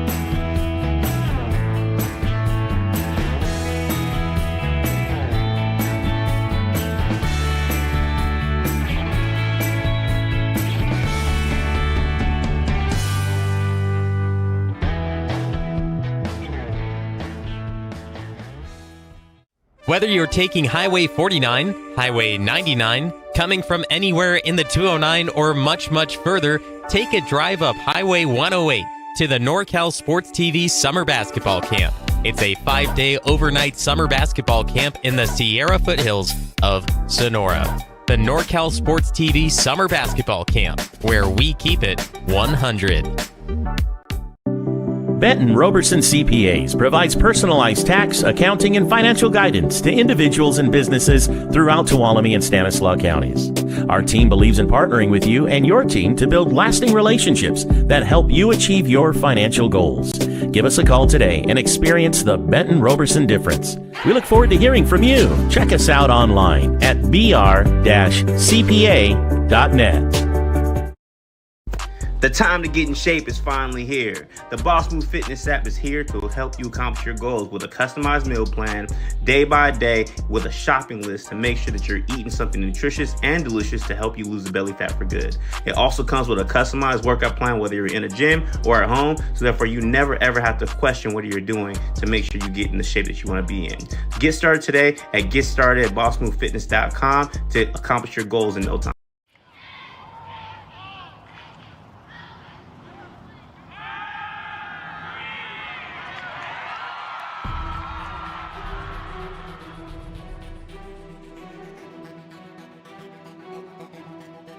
MJC has the largest athletic program in California with 21.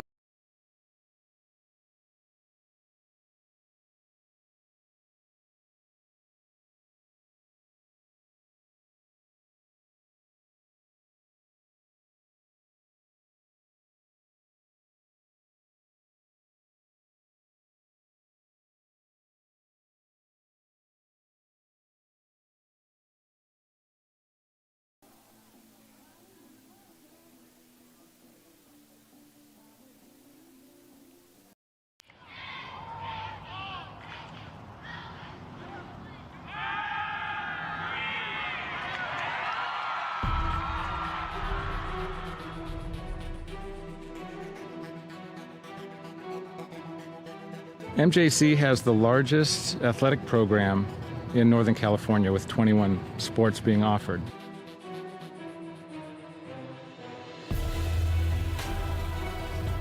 I first came to MJC, Coach Stivers came to my house with Coach Peterson, and they kind of convinced me. Then the next day they put me out in Modesto B saying that Danny Velasquez commits to MJC. I've always wanted to be a swimmer, and I thought that swimming at JC first, I'd dip my feet in the pool and see if I'd get recruited or not. It's very competitive, and you get very close with your teammates.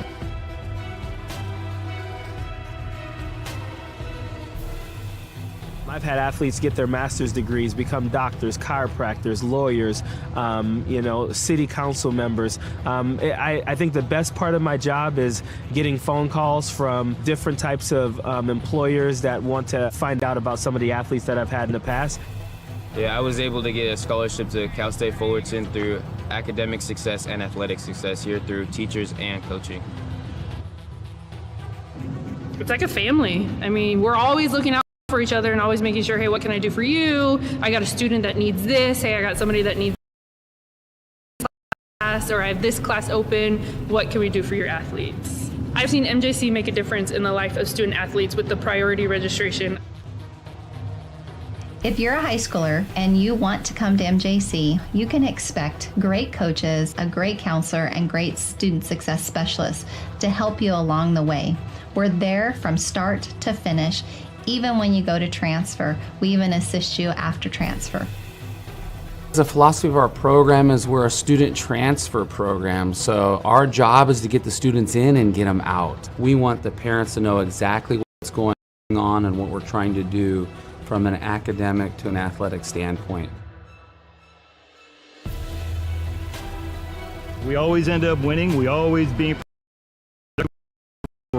at the end. And the results of MJC and all the athletics are second to none. From what we start with, what we end with are not the same students.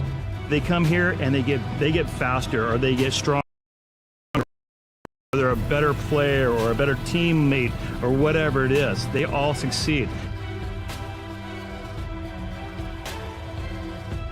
always had dreams about playing college ball, and ending senior year without any offers to play big D1 ball, kind of heartbreaker. But I ended up grinding it out, hit the gym, made it happen, went to MJC, and got it done. I am signing with the Colorado University, go Buffaloes, got a full ride scholarship.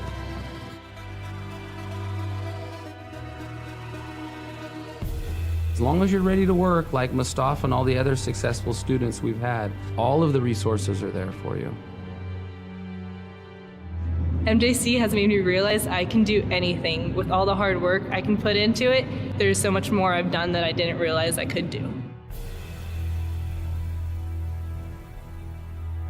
Go Pirates! Go Pirates! Go Pirates! Arr, go Pirates! Go Pirates! Go Pirates! Go Pirates! Go Pirates! Wait, did you guys smile after a serious face?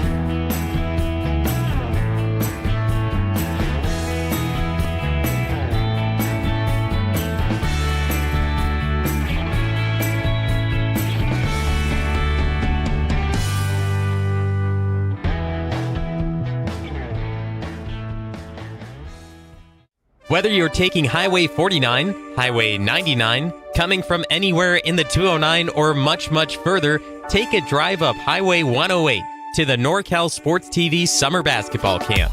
It's a 5-day overnight summer basketball camp in the Sierra foothills of Sonora. The NorCal Sports TV Summer Basketball Camp, where we keep it 100. Benton Roberson CPAs provides personalized tax, accounting, and financial guidance to individuals and businesses throughout Tuolumne and Stanislaus counties. Our team believes in partnering with you and your team to build lasting relationships that help you achieve your financial goals. Give us a call today and experience the Benton Roberson difference. We look forward to hearing from you. Check us out online at br-cpa.net.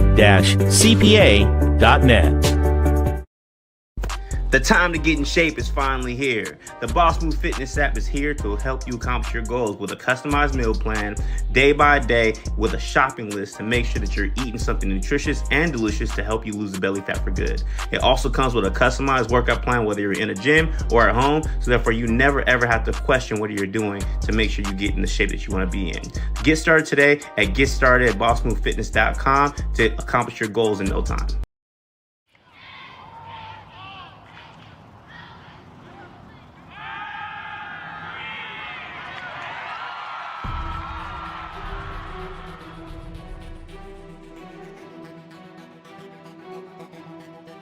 MJC has the largest athletic program in Northern California, with 21 sports being offered.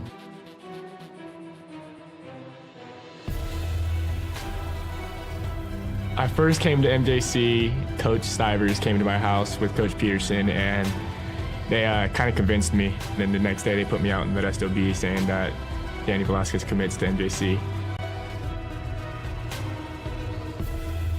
I've always wanted to be a swimmer, and I thought that swimming at JC first, I'd dip my feet in the pool and see if I'd get recruited or not. It's very competitive, and you get very close with your teammates.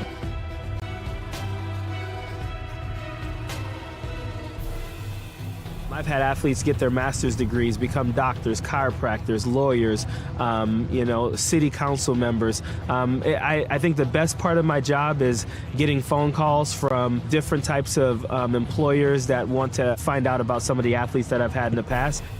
Yeah, I was able to get a scholarship to Cal State Fullerton through academic success and athletic success here through teachers and coaching. It's like a family. I mean, we're always looking out for each other and always making sure, hey, what can I do for you? I got a student that needs this. Hey, I got somebody that needs this class, or I have this class open. What can we do for your athletes? I've seen MJC make a difference in the life of student athletes with the priority registration. If you're a high schooler and you want to come to MJC, you can expect great coaches, a great counselor, and great student success specialists to help you along the way. We're there from start to finish. Even when you go to transfer, we even assist you after transfer. The philosophy of our program is we're a student transfer program, so our job is to get the students in and get them out. We want the parents to know exactly what's going on and what we're trying to do from an academic to an athletic standpoint. We always end up winning. We always being productive. We're always at the end. And the results of MJC and all the athletics are second to none. From what we start with to what we end with are not the same students. They come here and they get faster, or they get stronger, or they're a better player or a better teammate or whatever it is. They all succeed. Always had dreams about playing college ball, and ending senior year without any offers to play big D1 ball, kind of heartbreaker. But I ended up grinding it out, hit the gym, made it happen, went to MJC, and got it done. I am signing with the Colorado University, go Buffaloes, got a full ride scholarship.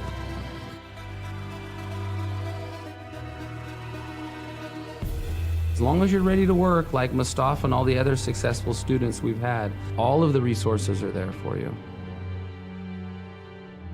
MJC has made me realize I can do anything with all the hard work.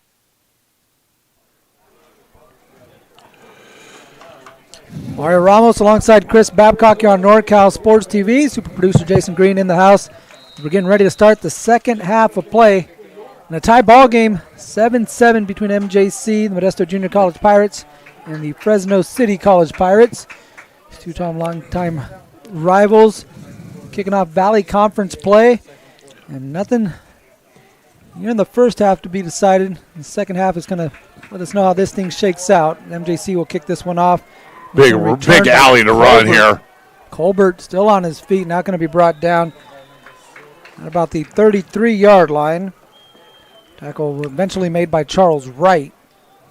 A good return, like you said there, for Colbert to get Fresno City started here in the second half. So going over the three keys, first for Fresno City College, win the turnover battle. Nobody's turned over the football.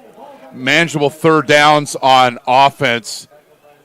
You got Fresno's 5 of 7 on third down. Stop the run. Modesto 25 rushes for 189 yards. That's not happening. But the Pirates have 47 yards passing. 24 of that was on one play. You mentioned 5 of 7 Fresno on third downs. One of those third downs they didn't pick up. They ended up picking up a fourth down as Booth again in the backfield, forcing Vance out of the pocket. Here comes Villegas. And this one's going to be thrown away. No one in the area. They're going to point to a receiver, Jacob English, and say he was close enough in proximity. That one incomplete. Not known for a big pass rusher.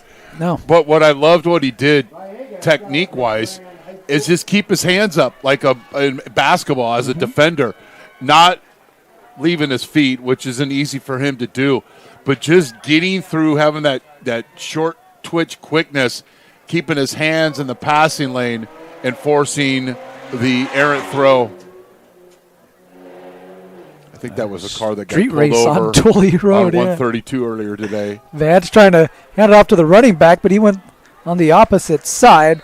That play did not look good there at the mesh point as Chavez went to the right, and Vance was trying to hand it off to his left. Yeah, the mechanics of that play were failed at the beginning, and a good job by the Pirates of playing along that line of scrimmage. Sometimes you over-penetrate and you leave running lanes behind you to get the stop to make it 3rd and 9. Vance picking up a yard on that one, like you said, Chris, makes it 3rd down and 9. Fresno City. Surprised they're not taking more deep shots. Motion the running back out of the backfield. Vance looking deep down the right sideline, and he overshot his target, Jordan Colbert. He had pressure in his face. Colbert never really got vertical. I know he was running down the field, but he was running kind of at an angle versus getting straight and vertical. You got to beat the one-on-none. Colbert is wide open out in space. Yeah, he was. There was no one out there as the Pirates bringing some pressure on that third down, forcing the incompletion. So they get the stop they wanted, a 3-and-out. The punting unit out for the Rams. And Scrivener's a weapon, so you got to make sure you catch this football and get up the field. Oh, a guy at the snack bar with a Scrivener jersey. I'm not sure if it's his high school jersey. This end-over-end kick. Going to bounce at the 30-yard line and then pop out of bounds.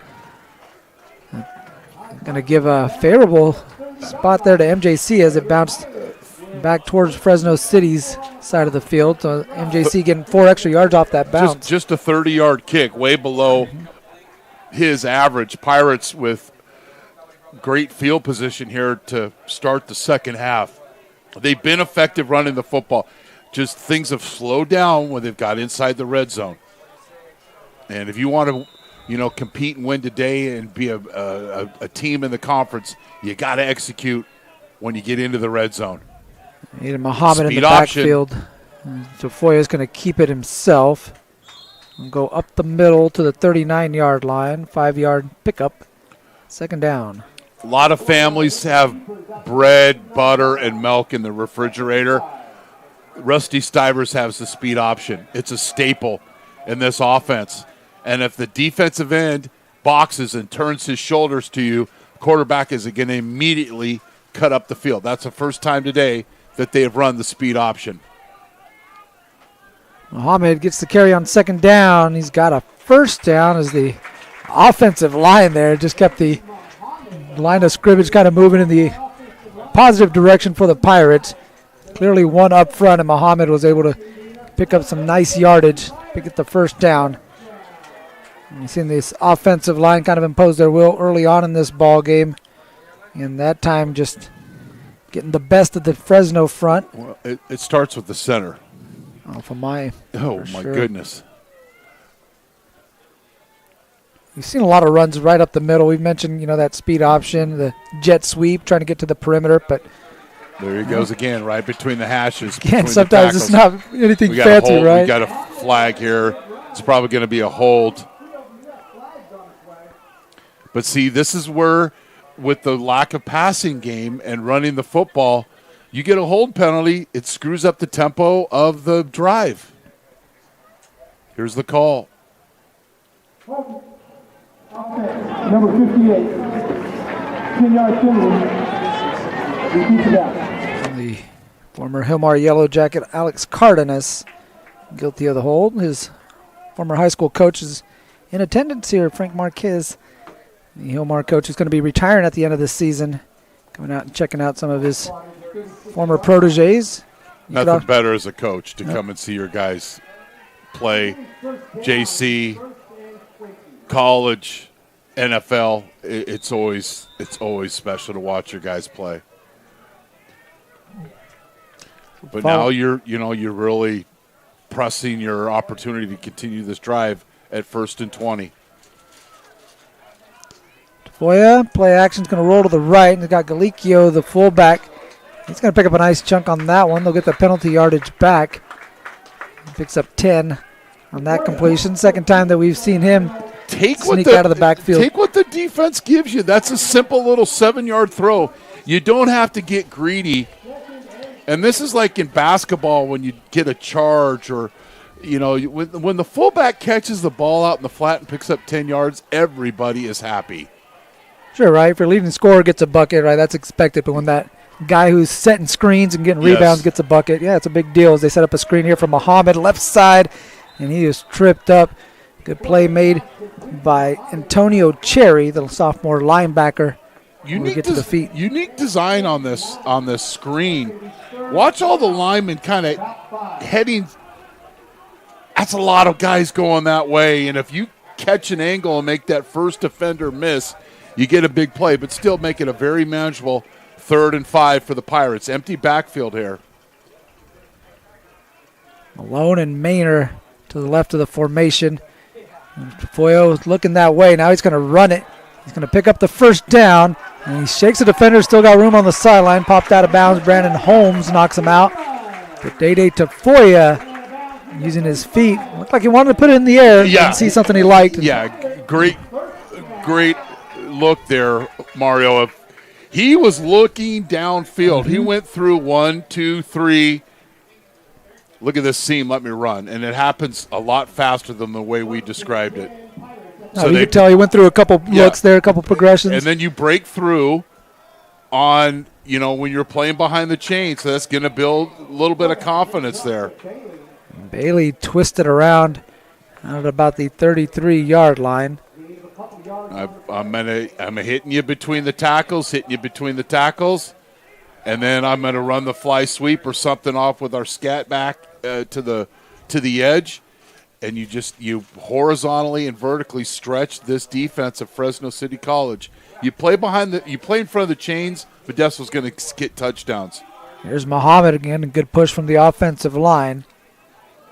He's going to be brought down inside the 30-yard line at about the 27 to bring up a third down. It didn't look like there was much there, but that forward lean of this big offensive line, it's 3rd and 3. Now, if you're rusty, you have options here. You could run that little boot play out to your fullback or run inside. This time some space for Muhammad off the left side. And he's going to get the first down carry as he takes it out to inside the 20-yard line. So the Pirates in the red zone as they're using that ground game. And, the point of contact you can see is well beyond the line of scrimmage on the Fresno City side of the ball. And by Clifton going in motion, that forces those linebackers for their vision to change to somebody else. And when you got the push that the Modesto offensive line does, that little extra help is all you need to push and to drive for another first down. They're 1 for 2 in red zone scoring touchdowns today. First down carry to Bailey, again up the middle, and he's going to be stood up after a minimal gain. You got Darius Story and Josh Wilson combining on the stop. He's second down and call it a long 8, short 9. Positive play. But I'd like to see attack those flats. They're not, the weak side flats have not been defended today by Fresno City because they have to load up that box. 3 receivers at the top of the formation, Clark, McCauley, and Maynor. Lined up wide for Tafoya. He's got looked like he had some movement on the offensive line, but they're going back to get you, right? They left guard. You see that? A lot of times that gets called. Here's the snap. Tafoya will put it in the belly of Bailey. Bailey and out to the 15-yard line. Third down. Matriculating the ball down the field. But at halftime, we talked about time of possession for Modesto. Not necessarily that they have to dominate time of possession or win the time, is having kind of a sweet spot of having the ball for 26 minutes. They held the ball for 18 minutes and 39 seconds in the first half to 11-plus minutes for Fresno City. That's a lengthy drive right here as Bailey has it on the left side. He's going to get into the end zone. Touchdown, MJC. Not going to be a good film session for Brandon Holmes. At next level football, he probably pulls the flag here, but we're playing tackle ball. And when you have a chance one-on-one in space as a defender, he's right there. Holmes is there to make the play. It's a turnstile attempted tackle right there. Caden Bailey getting into the end zone for the touchdown. His second touchdown of the season.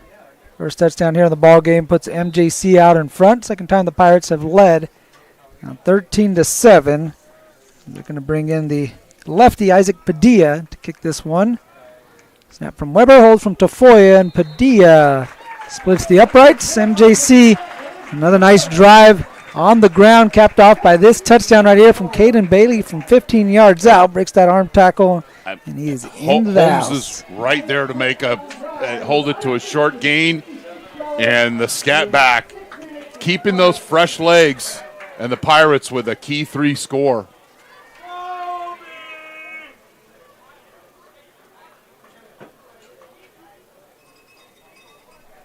I'll stick with you here on NorCal Sports TV. Appreciate you joining us on youtube.com/NorCal Sports TV. Hit that subscribe button. Up over 20,000 followers now. Join the party. Like, subscribe. Appreciate you joining us again on NorCal Sports TV. You could also follow us on our social media accounts at NorCal Sports TV on Instagram, Facebook, and X is where you can find us. High school football season into the meat of the schedule here. We've got those games covered on NorCal Sports TV. Just starting conference play here in 3C2A action.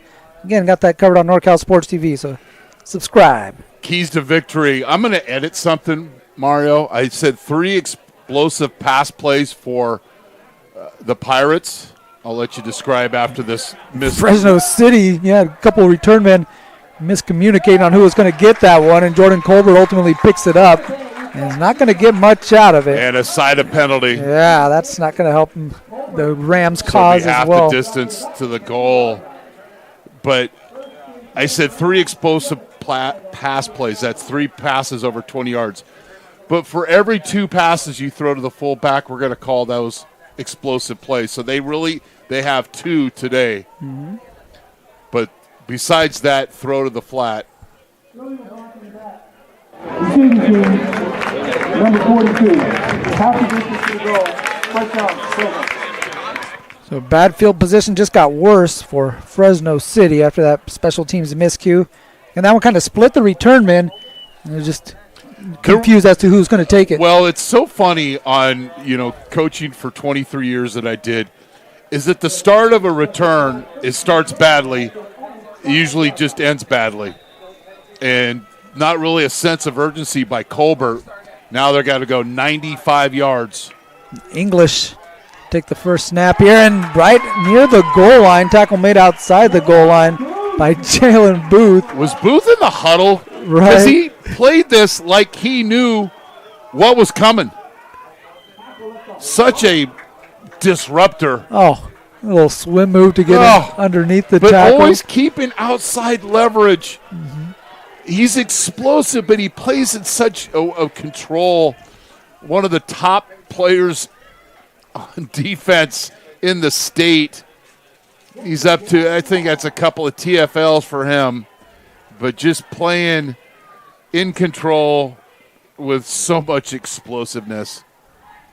Give the carry and Again. able to get out of the end zone. It's going to be they're going to say he got out to the 1-yard line. The Pirates were sniffing a safety. Almost all the other defenders from Modesto could just walk off the field because in the last 2 plays, it's been Booth and Booth.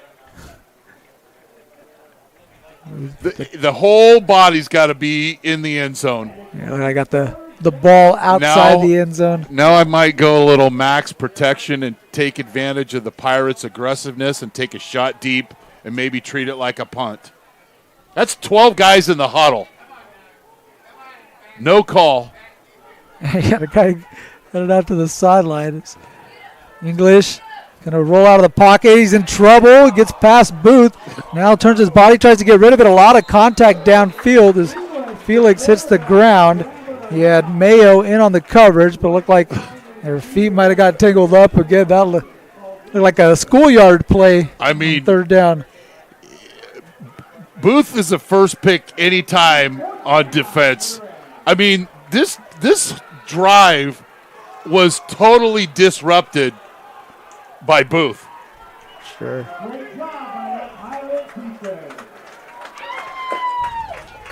So the almost miscue, 2 safeties. Yeah. Almost 3 safeties in those 3 plays. And now Pittsburgh, or the Pirates, the other Pittsburgh Pirates, the Modesto Pirates, have a chance to have great field position. The Buccos? If you're Foster, you got to catch this punt. Don't let it catch and roll. Oh, Malone. There's 18 yards of offense, field position. You gets lose. This one out That's of bounds the stuff at as the a coach 20. you just lose sleep over at night. It's to the 28-yard line. So that's going to be, he punted that one from the 2. If my Stan State math is correct right here, that's a 70-yard punt from Scrivener. He's one of the best in the state, and you have to know that, but it's more of not worried about having return. It's more worried about I want to catch the ball here. Yeah. Because anywhere I catch it, I'm going to have great field position. But, watch a clinic on Coach Parcells' great giant on the stat sheet. Yeah, now if he fields it right in the midfield where that ball initially bounced, we went, right? 95 yards before at 98 yards we could do it here. First back and to the 10. flat, please. MJC from the 28-yard line.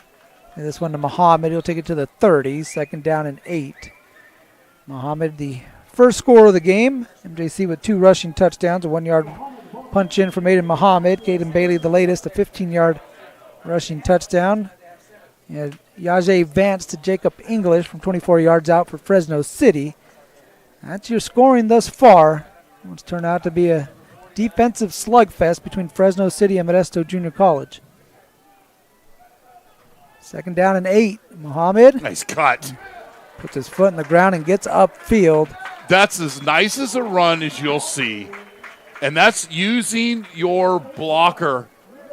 Leota's pulling, and it's having the patience and then cut right there. And to get north and move the chains. Yeah, exactly. Getting upfield from Muhammad. A nice carry to 9 yards to pick up a first down. They're well over 200 yards rushing. And it's not hot today, but this Ram defensive front is going to be feeling it. In motion Clark. Now they get it to him in the flat. He's trying to turn the corner, and he's going to be pulled out of bounds by Keon Kiles. You mentioned, right, trying to get them out in the flat. It's not about me being right. It's knowing how well Rusty and his coaches see this game. Attack the flat. So now that's kind of like a body blow in boxing, even though it's a soft play out in the flat. Because now they're going to come back with some body blows right over the middle, and you got to defend the entire field. That's how you open up your passing game. First down carry from Muhammad. A lot of room up the middle. He's into the second level, and he's brought down by the safety. First down carry for Aiden Muhammad. Jalen Jones finally brought him down, but again, he was deep into the secondary. Good blocking up front. Muhammad doing the rest. And it's not just the offensive linemen and the fullback and the tight end that are being physical. The receivers, and they're way out of the camera, but they're doing it with discipline. They're blocking to the whistle, and then they're letting go. But everybody's a blocker here at Modesto, and we talk about time of possession. They've had the ball nearly this entire third quarter. Pirates coming up on 30 minutes of time of possession in this ball game. The carry on first down is not going to get much. Bailey pretty much getting it back to the line of scrimmage. It'll be second down for MJC. Okay, you're crowding the box. Now we're going to change our personnel and try to expose you. Talk about time of possession here in this half, right? A couple of quick drives for Fresno City, and MJC's had a lengthy one that they capped off with the Caden Bailey touchdown run, and this one again taking some time off the clock. And you play defense with your offense sometimes. There's nothing wrong with that. Tafoya and the Pistols got Bailey behind him. Play action. I love it. Flag coming out as they get Galicchio again. He's trying to lower his shoulder as the DB goes low. Are we lined up? Is the Pirates lined up incorrectly here? Well, the coaching staff is saying that they want to decline this one. Oh, they're lined up off sides. They've hit their explosive play goal for the day. Yeah, you talked about that.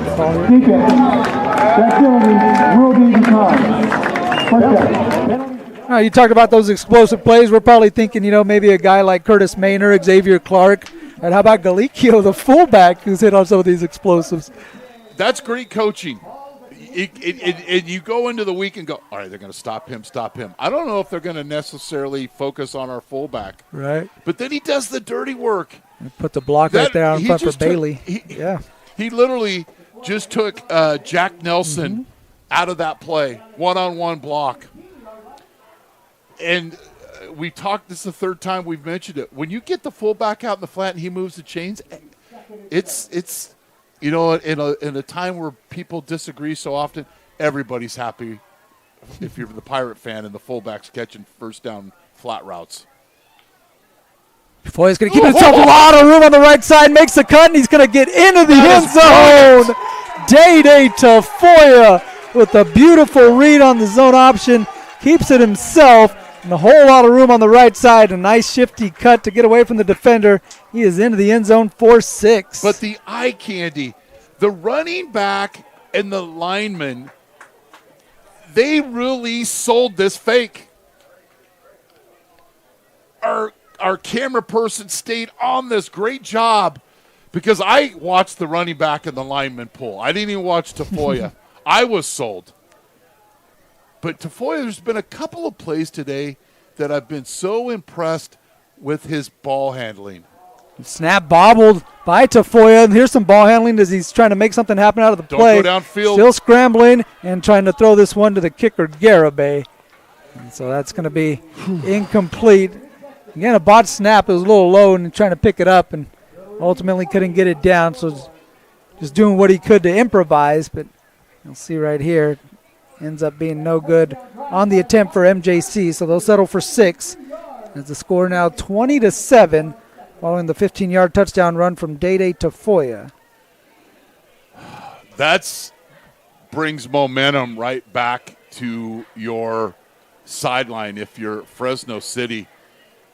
But in the second half, just had that penalty where they were playing 1st and 20, and, you know, I got on my soapbox. It's got to be very sturdy because I'm a portly fella, is about playing behind the chains. Since that time, they have just been attack, and they've hit. Those are easy throws for Tafoya, but so effective out in the flat. 3 rushing touchdowns from 3 different runners for MJC. Dede Tafoya, the latest, a 15-yard touchdown scamper.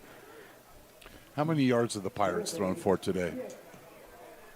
We'll get the kickoff over here to Colbert. Colbert trying to go up the middle, and he's going to be brought down. Tackle made by Davion King. Passing yards, you got 62 net passing yards according to the stats currently for the Pirates. Fresno but City all of at 99. the completions except for one have gone for first downs. Mm-hmm. So that's very important. It's enough eye candy. You mix in with also those outside runs that you really make it tough. I mean, and the time of possession. Pirates get a stop here and can go on a drive. You really just start to, feel the wares of them just running the ball at will today. And for Fresno City, you're looking to sustain something. You've had a couple of short drives to start this second half and then get this one out quickly to Marquise Cropper, I beg your pardon. And that one falls incomplete. It's a name we haven't called too often here this afternoon. We mentioned the passing game for both squads hasn't necessarily been lighting things up. And Marquise Cropper, the intended target, unable to haul that one in. I noticed the quarterback, Vance, he was looking at one person that he shouldn't be looking at. It was Booth. And Booth was in the opposite direction where he was throwing that football. So Booth got nowhere near him, but he affected the play. Vance patting it a couple of times. A man left wide open. That's Jacob English, who had the touchdown catch earlier. He did have another receiver out there. He had a man who was covering him, but nobody was assigned to English there on that one. Sua there's 2 guys within 5 yards of each other, but there's only one Modesto defender. You normally in that kind of spacing, it's bad for the offense, but not that time. Mm-hmm. So first down on the completion to English. Now Christian English back at quarterback. He's going to hand this one off to Hedrington. Hedrington on the left side picks up a few. Second down upcoming. As it looks like Christian English, the quarterback, will stay out there. We saw him come in during that touchdown drive for Fresno City in the second quarter. Getting a little more of maybe a running threat at quarterback that we've seen from him. Yeah, it's, the old saying, and I'm not saying it in this case, and obviously Tony's a great coach, but when you have 2 quarterbacks, you have no quarterbacks. Sometimes you lose the tempo. It's a different snap count, different hand clap, different tempo. English pulls it out, and he's going to try to turn the corner on the left side. He knew where Booth was that time. Ran around him, then Reggion Foster was there to make sure he got out of bounds. If Booth comes in and he just grabbing his helmet. He's got to come in a little bit more control there. That's a sack. But the athletic English is able to run and break contain, and it'll make it a very manageable 3rd and short as we go to the 4th quarter. Game moving along, heading to the final frame between Fresno City and Modesto Junior College. Pirates taking a hold of this ball game. A couple of third quarter scores, a 15-yard touchdown run from Caden Bailey and a 15-yard touchdown run from Day Tafoya has them up ahead 20-7 as we head to the 4th quarter on NorCal Sports TV. You're taking Highway 49, Highway 99, coming from anywhere in the 209 or much, much further, take a drive up Highway 108 to the NorCal Sports TV Summer Basketball Camp. It's a 5-day overnight summer basketball camp in the Sierra foothills of Sonora. The NorCal Sports TV Summer Basketball Camp, where we keep it 100. I don't know why they're not taking more shots deep.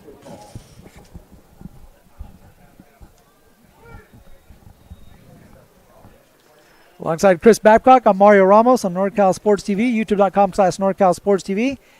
Like and subscribe if you're watching this broadcast. We'd appreciate it. Again, junior college and high school football on tap the rest of the way, and then we'll roll right into basketball season here on NorCal Sports TV. So your place to stay up to date with all the latest in Northern California is right here on youtube.com/NorCal Sports TV. And you can follow us on our social media at NorCal Sports TV on Instagram, Facebook, and X. Don't be super shocked here for Fresno to take a shot downfield, 3rd and short. You're down 2 scores. Obviously, to me, it's 4 down territory. And you have to be aware of where 32 lines up. Booth off the ball right here in a linebacker spot, now creeping to the offensive line as the linemen shift over. Booth into the backfield, and English is going to be brought down. There he is, right on cue. With the tight end. Jalen Booth bringing down Christian English in the backfield. 3rd and short is now 4th and 8 for Fresno City, and they're your best hope if you're going to expect a tight end to block him is yell "look out" very loud. Because he is just all over the field.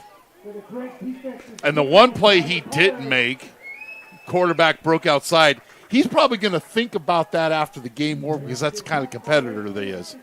But the Pirates get the stop. You got to make sure if you're the returner to catch this punt. Scrivener, sidewinding kick, and Malone, a fair catch near the 25-yard line. So Pirates will have it.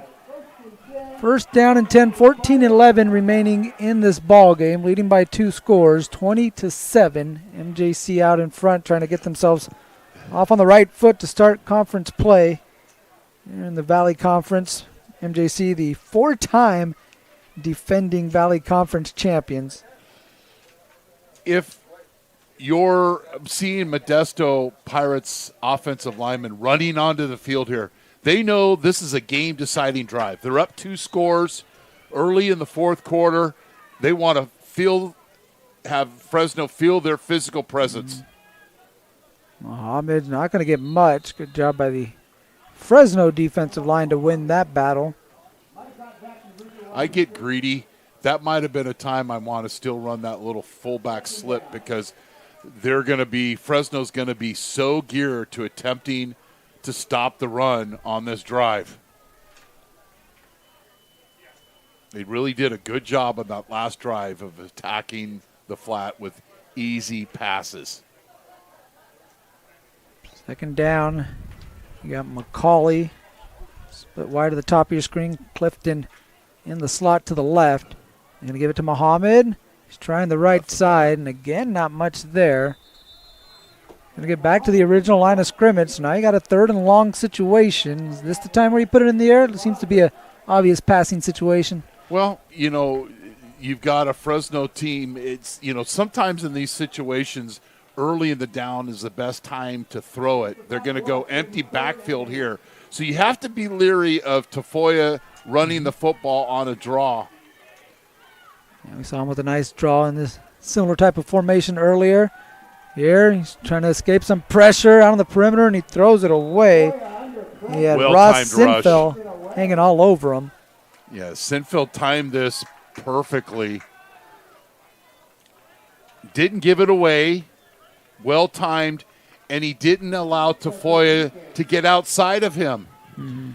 But, that's why early in those downs when Fresno's going to be geared up to try to stop the run, you might continue to try to take advantage of getting out to the flat, get a first down via the air, and then go back to your run game. But credit Fresno with their best defensive series of the game. Yeah, big-time stop there, just what they needed. And that incompletion also stopping the clock, which is a bonus for the Rams. Still plenty of time, but it's not going to hurt as Martin almost bobbled that snap, able to get it away to Brandon Holmes. He bobbles the catch and then runs into one of his own teammates. Tackle made by Antonio Castro, who's on his own team, and Castro might have took the brunt of that one. A little shin burger. Yeah, he's slow to get up, and he's going to need some assistance. And if I'm Fresno, I want to increase, and it's tough when you're rotating quarterbacks, but increase that tempo a little bit. I don't know how many more possessions that they're going to get into this game. And Castro able to get on his feet and off on the field under his own power. A good sign to see as the fans on both sides giving Castro a little applause. Great crowd on hand. Yes. Perfect fall day. Gorgeous day. We're on the Tully Road side on the MJC East Campus. Vance at quarterback. 3 receivers for Vance. You got the running back Jordan Colbert on the left side. There's Vance. Able to get past one defender, slips underneath them. Shallow cross. Gets this one complete to English. English still on the run, picked up a block and able to get around the edge into MJC territory, down to the 37-yard line.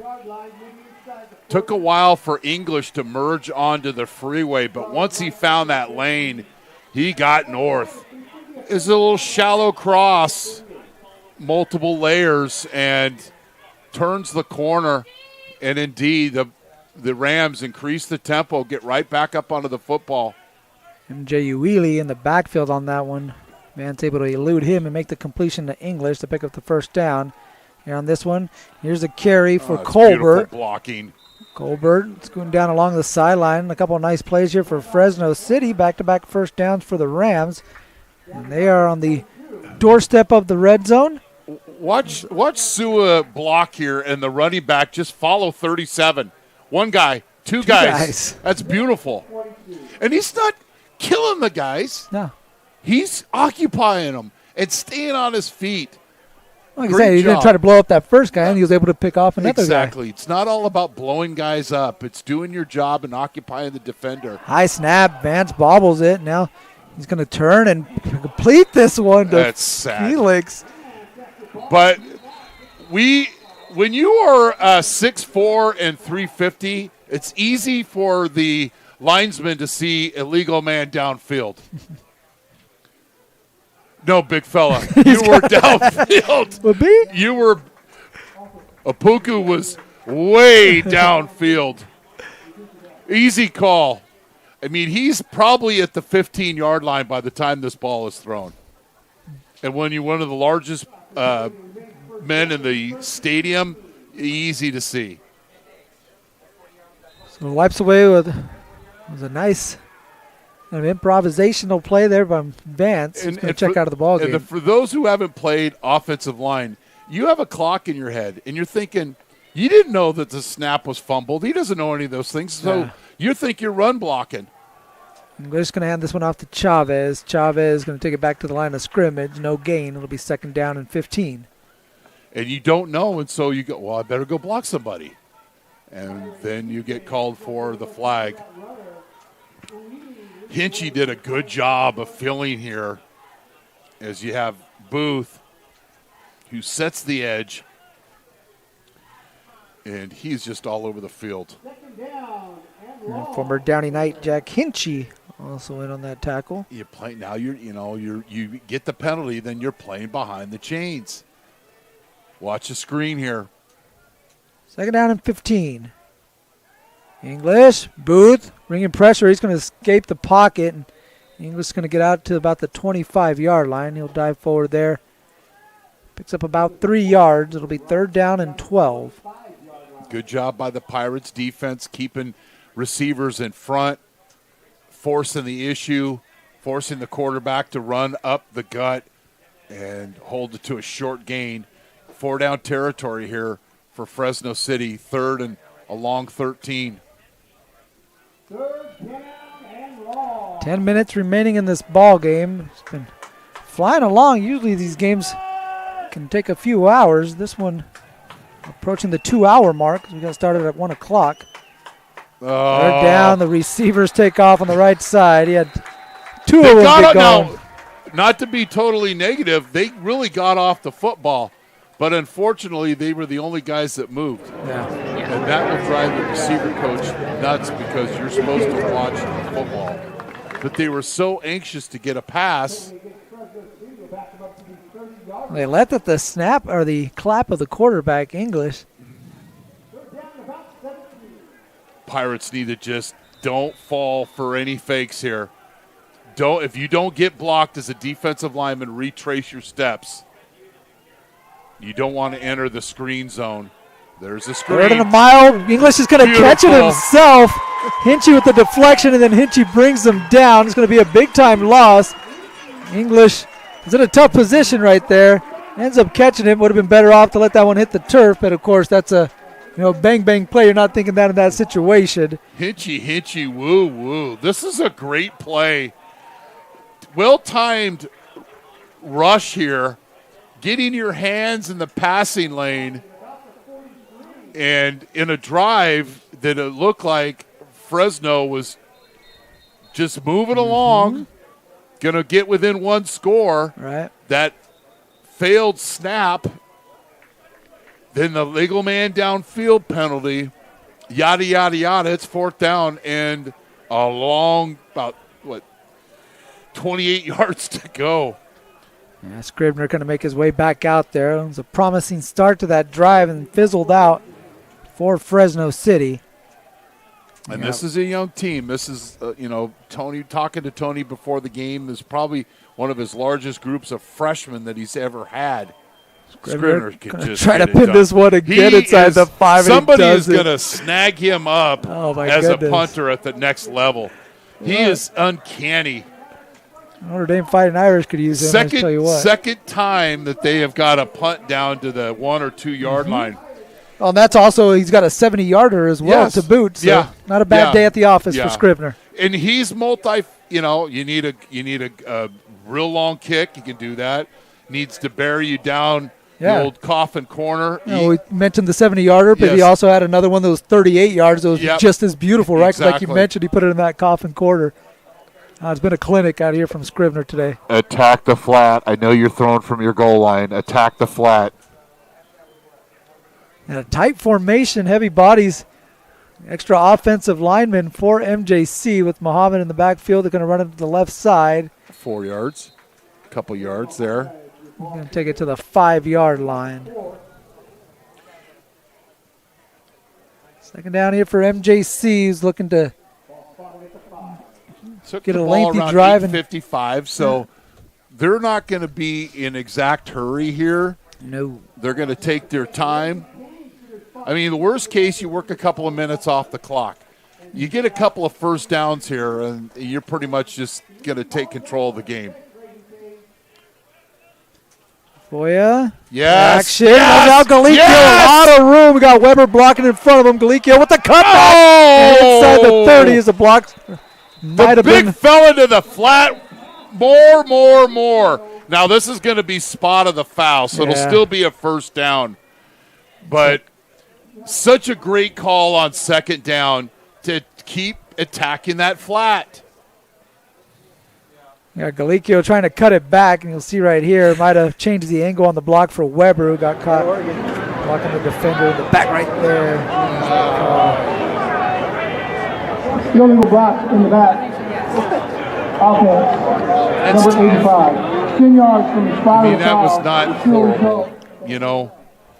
So they're still going to get a first down and move the ball out of the shadow of their end zone to the 20-yard line. Is he their leading receiver today? Is Mateo their leading receiver today? I think that's 4 catches for him. Yep. 4 catches. He leads the team. He got Maynard with 2 catches. I don't know how many times in Rusty's tenure that the fullback has been the leading receiver in a game. I love it. That's going to be a net pickup of 15 yards for the Pirates. And that clock is, running, and they got to use a timeout here. Rusty uses it. It's all right. You use 40 seconds. There's nothing wrong with that. Well, play clock Call the winding timeout. down. Talk a little strategy. It's 1st and 10. Because there's nothing worse than driver offense is you get that first down and then have a negative play or a penalty. It just, so much of the time, it just sets you back. Pirates taking their first timeout. We'll take a quick commercial break, and we'll be right back with more Pirate Football on NorCal Sports TV. Benton Robertson CPAs provides personalized tax, accounting, and financial guidance to individuals and businesses throughout Tuolumne and Stanislaus counties. Our team believes in partnering with you and your team to build lasting relationships that help you achieve your financial goals. Give us a call today and experience the Benton Robertson difference. We look forward to hearing from you. Check us out online at br-cpa.net.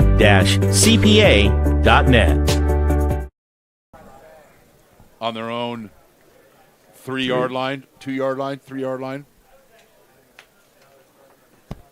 First down and 10 for MJC following their first timeout of the second half. Fresno City still has all 3 of their timeouts remaining. Got 7:36 left to play in the ballgame. Mario Ramos alongside Chris Babcock with you on NorCal Sports TV.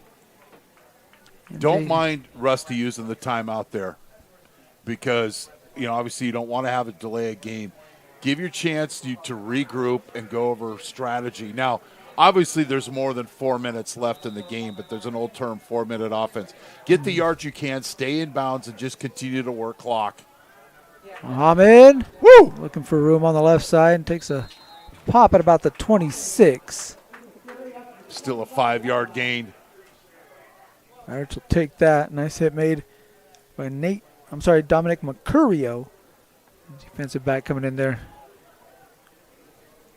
You mentioned worst case scenario, maybe pick up a first down or 2, get the ball back to Fresno. Best case scenario, right? You end up maybe at this side on the just in the game other side of the field, right? Yeah. I mean, taking one more snap. I mean, that's such a sense of pride there and a big win. It's just ending the game with the lead, the ball in your hands. Especially for those big fellas up front who've had a whale of a ball game already. Here's Mohamed, such a cut in the nice backfield. Cut. That little, he sees the edge blitzer, so he continues to press the hole. Because it kind of helps out his lineman a little bit in that regard too, does. right? Yeah, certainly does. And when you press the hole like that, and you don't try to bounce it and do too much, it's so often the maturity of a running back is knowing that not every play is a parade or i.e. a touchdown. It's a nice 5-yard gain. It's 3rd short. You got your whole offense in front of you. Clifton across the formation in motion. Mohamed looked like he slipped initially, able to keep his balance and move ahead to the 30-yard line. That's where the Pirates needed to take it to pick up the first down. They will move the chains as Aiden Mohamed again kind of stumbled a little bit on that carry. You'll see right here, there. Able to keep his balance. But knowing what the goal was. Yeah. The goal was to get 1.5 yards. Exactly. You got it 1.75 yards. So now that clock is just going to continue to drain. The Pirates have already almost 4 minutes off this clock here. It's got to be a helpless and a deflating feeling on that Fresno City side of the ball as well. The Pirates have been very efficient with the football today, and now you've got this heavy set. We're running it. You stop us. A whole lot of big bodies. Not pulling any punches on this first down play. There you go. And when you press the hole, There's a lot of running backs aren't comfortable running that tight. But when you know you're going to get your push with a depleted offensive line, they've got some guys hurt today. It's a big possession here. You want to put the game away, and you want to end the game with the ball in your hands. There'll be nothing better for Modesto to do that. They don't even care if they score. It's a 5-yard pickup for Caden Bailey. He's now over 100 yards on the ground in this ball game. Pirates have had to rush for almost 300 yards today. Yeah, Muhammad at 130, Bailey over 100 yards, Tafoya with 70 himself as he rolls out. Gets Galicchio, but this one that was too incomplete. Too just serve it up to him. Like a little too much mustard cinnamon on it. roll at the bakery. And you know what? Pirates probably going to end up winning this game, and Tafoya is going to think about that pass there because just a little bit of touch there. Yeah. And it's like we want to see the fullback continue to catch the ball in the flat. But I love about Rusty's offense, he's not afraid to repeat plays. Yeah. Well, so often coaches will, I can't run that again. That's not a part of Rusty's mode operandi. 4 receivers. Malone in the slot gets this one, trying to spin away from the tackle. It's not an easy catch. Brought down at the 39-yard line. That's not an easy catch. And the beauty of that catch is when Malone catches the football, he knows he's in traffic. Yeah. So he protects the football and tries to get upfield. Timeout Fresno. They'll stop the clock with 4:21 left to play. Their first time out of the ball game. We're going to step aside, get a word from our sponsors. Pirates will have it. Big 4th down play coming up when we return on NorCal Sports TV.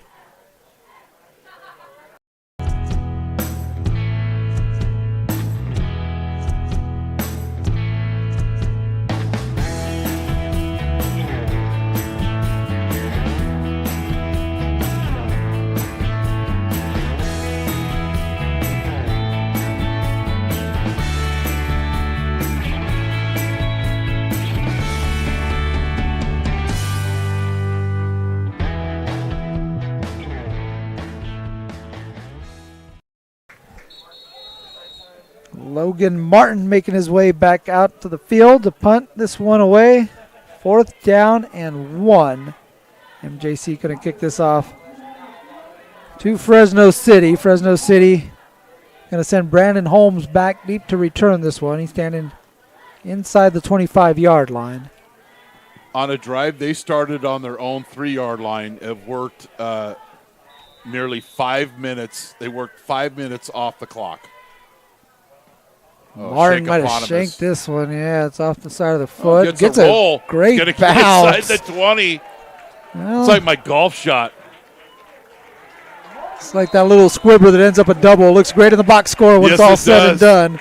That punt inside the 10-yard line rolls to the 7. Didn't look great off the foot, but the end result is what Coach Stivers and Coach Abbasi, the defensive coordinator, wanted here on that kick. As Fresno City will have it. 4:09 left to play, and they got to go 97 yards the other way.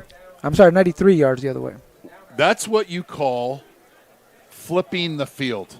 So the Pirates took the ball around the 9-minute mark on their own 3-yard line. They come all the way down, get a number of first downs, 4th and short, they punt, and Fresno has now got to go 93 yards for a touchdown. Not just one touchdown, but they got to do it twice. Yeah, they've got to score twice, and they only have one timeout. If you're the Pirates, don't bite on a double fake. Vance in his end zone. This one tipped. Booth, yes, got a hand up there. Couldn't get to the quarterback, but he still affected the play as he gets a hand up and gets the pass deflection. If there's anybody on the Fresno team that their favorite number was 32, it won't be after today. He has been all over the field, making play after play after play. One of the best defensive players in the state, stacking up tackles for losses, pass defense, you name it, he fills up the stat sheet. And then as a quarterback, where's 32? There he is coming off the edge. Vance gets rid of this one. Pass complete to English. Caught near the 20-yard line. Now he's reversing field. See where they spot this one. They are going to give him that. Well, again, he took it past the 20, but then retreated back to the 20-yard line. And he's got a couple of targets today, but, English has got open in space. He's got 22 catches on the season coming into the game for 133 yards. Cropper has been quiet. He had 13 receptions for 225 yards coming into today. He's been quiet. First down and 10 from the 20. Slant pattern. This one deflected, nearly intercepted. Elias Mayo had it in the hand, just couldn't haul it in. Well, Ray Brown was looking for 32. And when you're a receiver and you're running a slant and you're looking for the other team's best defensive player, you're not going to catch the football. You'll never drop a football that you catch with your eye. Your hands will never drop a football that you catch with your eyes. And the Pirates aren't going to stay back and play prevent defense. Now Booth coming up the middle. This one dropped beautifully in between three defenders. Caught made by Marquise Cropper. There's Cropper making his first catch of the ball game. Out on the boundary. A nice pass there from Vance. You sink. There's nobody threatening you in the flat. And if they catch a flat pass, nobody cares. So sink, and intercept that football. Well executed there by Fresno City. They can't waste any time here. Approaching 3 minutes left to play. Both teams with 2 timeouts remaining. MJC bringing pressure. Oh, Booth at the feet of Vance, forcing him to get out of the pocket. Hold. Flag coming in. Vance near the line of scrimmage is going to get this one down the field. Pass complete to Brown. It's coming back. Brown shaking a tackle. Not going to get out of bounds near the 20-yard line. And that should be a legal forward pass. We'll see. We'll check the flag. He was completely past the line of scrimmage. His entire body was when he threw the football. You just got to have one portion, right? Even if one of his feet are behind and it's a this hold. place, the 35-yard line. This is Booth, the Booth effect. Number 72, 10 yards, previous spot. Repeat the back. This is the Booth effect. They got a great jump off the edge. The tackle had no shot. As Jalen Booth. Do we have a replay, Jace, of okay. He was past the line of scrimmage, but the hold was because of Booth, who still almost made the sack despite being held. He was down at the feet of Vance, was able to get out of the pocket, but again, Booth got tackled after coming off the edge. He is just a menace. Yes, indeed. And when you watch them on film and you're putting together a scatter report, he's in the first 2 sentences. Vance complete over the middle to Cropper. Cropper right, give that up. Out to the 38-yard line. So he's going to take this one. Clock continuing to run. Just keep everything in front. The clock will stop at the 2-minute timeout. But you can't take 15, 20 seconds off the clock in between plays if you're Fresno City. They need 2 scores. Vance claps for the snap. Under duress, he'll get out of the pocket. Gets Just this one got down held the again. middle. Doesn't and the ball matter. Incomplete. Another hold on Fresno. Pass intended for Sua, but like you mentioned, the flag at the line of scrimmage. I think it was coming in from one of the linesmen.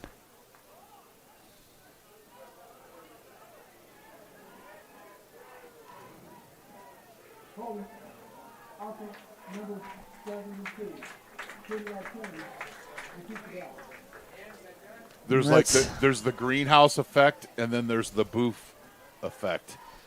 Joaquin Loya knows all about that. He's having trouble off the edge out there.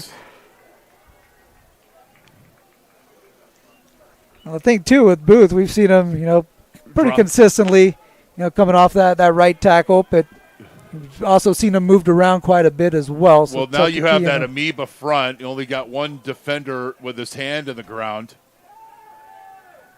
Booth again around the edge, forcing Vance to step up in the pocket. He's going to run and be brought down about the 40-yard line is where he slides. There's your 2-minute timeout. You'll give that up all day long. So with a minute 54 remaining, we'll take our 2-minute timeout right here. You see Booth coming in off the edge and again forcing Vance to get out of the pocket. Fresno City down 20-7. They'll have the football 3rd down and 7 when we come back. 2-minute timeout on NorCal Sports TV.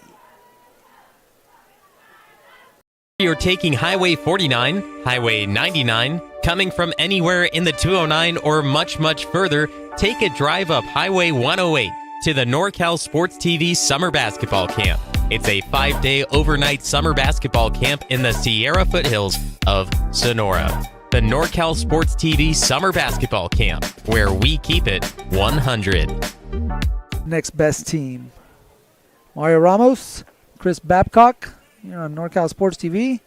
Jason Green, our super producer, in the house with us. I want to thank our sponsors.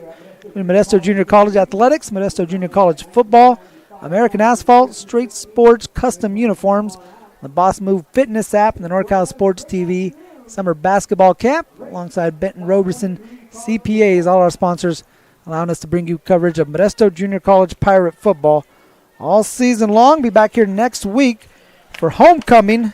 We try to hoist some Jolly Rogers. The Pirates taking on the Tigers of Reedley College. That'll be 1 p.m. next Saturday again here on NorCal Sports TV. I think we're also going to be up at Sac City covering the Pirates and Sac City game on the 25th, and then right back here. Chris, you'll be back here. Kickoff November 1st, sophomore night, as the Monterey Peninsula College, the Lobos, come into town, take on MJC in the final home game of the season for the Pirates. COS leading Sac City 17-12. Butte on Santa Rosa 20-zip. And a 3rd and long here for Fresno City. 3rd down and 7. Vance, quick drop, and this one in and out of the hands of English. He was open and had some space. Got past the DB and just couldn't haul it in. He felt Frank Callum in his space, because you got to throw that pass in the window, and indeed that's what Vance does. But he feels the heat of the safety there over the top, taking your eye off the football. Ball game here with Fresno only having 1 timeout, needing 2 scores. They don't convert here. It'll be victory formation for the Pirates, or 2 timeouts. 2 timeouts apiece for both teams. But yeah, this is pretty much the ball game right here. The Pirates can get a stop. You can put this one to bed. 4th down and 7. They double Booth on the edge. Vance stepping up, and now he's going to flip it forward, but he is well across the line of scrimmage. Yeah. This time they called him. Yeah, he was a few yards in front of the line of scrimmage. Not much to debate on that one. That's going to be an illegal forward pass. It's going to be a 4th down and even longer, as Fresno City will get another opportunity. Again, you can see right here, see the down marker, and he'd already surpassed that.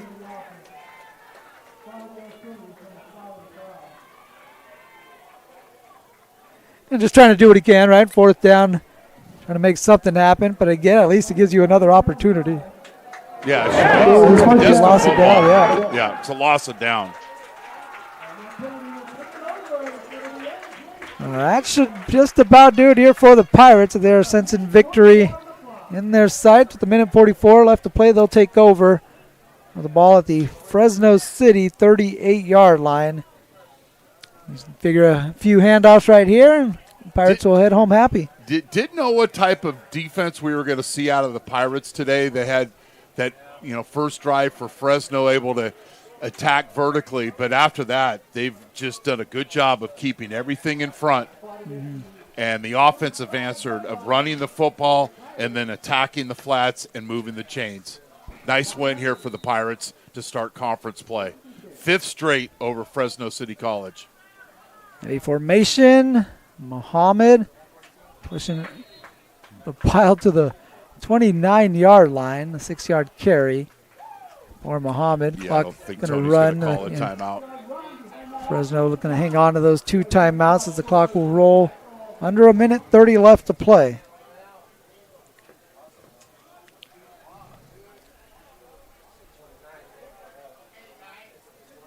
So for Fresno City, they'll lick their wounds here. They'll take on Sac State, as now We do got a timeout taken by Fresno with 1:11 left to play. Yeah, the Pirates will host Sac City. No. I mean, Fresno City is going to host Sac City next week. And they got Monterey Peninsula the following week, and then they'll take on COS.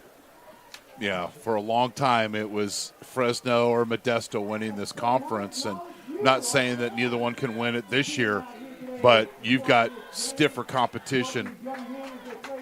Monterey Peninsula moving up to the NorCal or to the National Division. Yeah. And COS, beating Butte a couple of weeks ago. But I want to give a shout out to Tony Caviglia in his last season as head coach at Fresno City College. Yeah, look at some of these squads in the Valley. Monterey Peninsula, like you mentioned, they came into the game ranked 6th in the state. And you got Sequoias 12th at 4-1. MJC was 15th. It's Muhammad gets it here, spins, and still on his feet inside the 20-yard line. That's going to be a first down. And that's going to be enough to put this one away. The clock was going to continue to wind with a minute left to play. Here. MJC was ranked inside the top 5 at one point this season. And took a couple of losses to some pretty good squads, and the top-ranked team in the state, San Mateo. Butte was the 8th-ranked team at 4-1. So this MJC team still has everything they want out in front of them, including the opportunity to win another Valley Conference championship. And they're off to a good start. And they say the first one's always the toughest one to get, right? And they got this one out of the way as they are now in victory formation. Tafoya taking a knee. And that's the final snap of the ball game as the Pirates are going to pick up a win over their Valley Conference rival, the Fresno City College Rams. MJC getting 3 rushing touchdowns in the ball game. A 15-yarder from Aiden Muhammad to get the scoring started. Yajay Vance connected to Jacob English to tie the game at 7-7. Fresno City scored on a 24-yard touchdown pass. MJC took the lead on a Caden Bailey touchdown run to make it 13-7. He missed the extra point. And they were able to come back and get another touchdown from Dede Tafoya to make it a 20-7 victory. They start off their Valley Conference play at 1-0. The loss drops Fresno to 0-1. From 1996 to 2021, Fresno City won 18 of the 21 matchups between these schools. Since 2021, Modesto JC has won the last 5 straight matchups. Congratulations to Coach Stivers and the Pirates in a very physical type of win. And credit both teams. Mario, we mentioned many times today this is a rivalry game. I don't remember any unsportsmanlike conduct penalties at all. And we've done a lot of JC games together. You don't see that very often. So clean football. Neither team turned over the football today, but the Pirates attacking inside with the run and Bailey doing his thing, but then also be able to set up some easy throws for Tafoya out to the flat, and that recipe is a big conference win for the Pirates. Now, a lot of class exemplified on both sides by Fresno City and Modesto Junior College, both well-coached programs. And again, class of the Valley in these two teams. And like you mentioned, a great played ball game, and it was all out there on the field, none of the extracurriculars. And so MJC picking up the victory. They get to celebrate as they rack up a 20-7 win here against Fresno City. A couple 100-yard rushers, and Aiden Muhammad and Caden Bailey getting it done. As the ground game is the key to success for the Pirates today as they pick up the victory. If we have that. Pirates might have had the football for nearly 38 minutes. Yes, close indeed. to that. 37-52. Just over 20 for the Fresno City College Rams, and MJC again picking up a victory, 20-7, dominating on the ground. You don't see Rusty get excited very much. He's fired up today. Yes, indeed. Last time he's going to face off against Tony Caviglia, a guy he's got a lot of respect for, no doubt. Again, these two programs kind of mirror each other in the way that they handle themselves, and MJC able to get the better of them on the scoreboard today. Once again, your final 20-7. So that's going to do it for our entire broadcast crew, for our executive producer, executive director Dion I, super producer Jason Green, color commentator Chris Babcock, our camera personnel Montrell and Mason Phillips. We want to say thank you guys for watching. I'm Mario Ramos.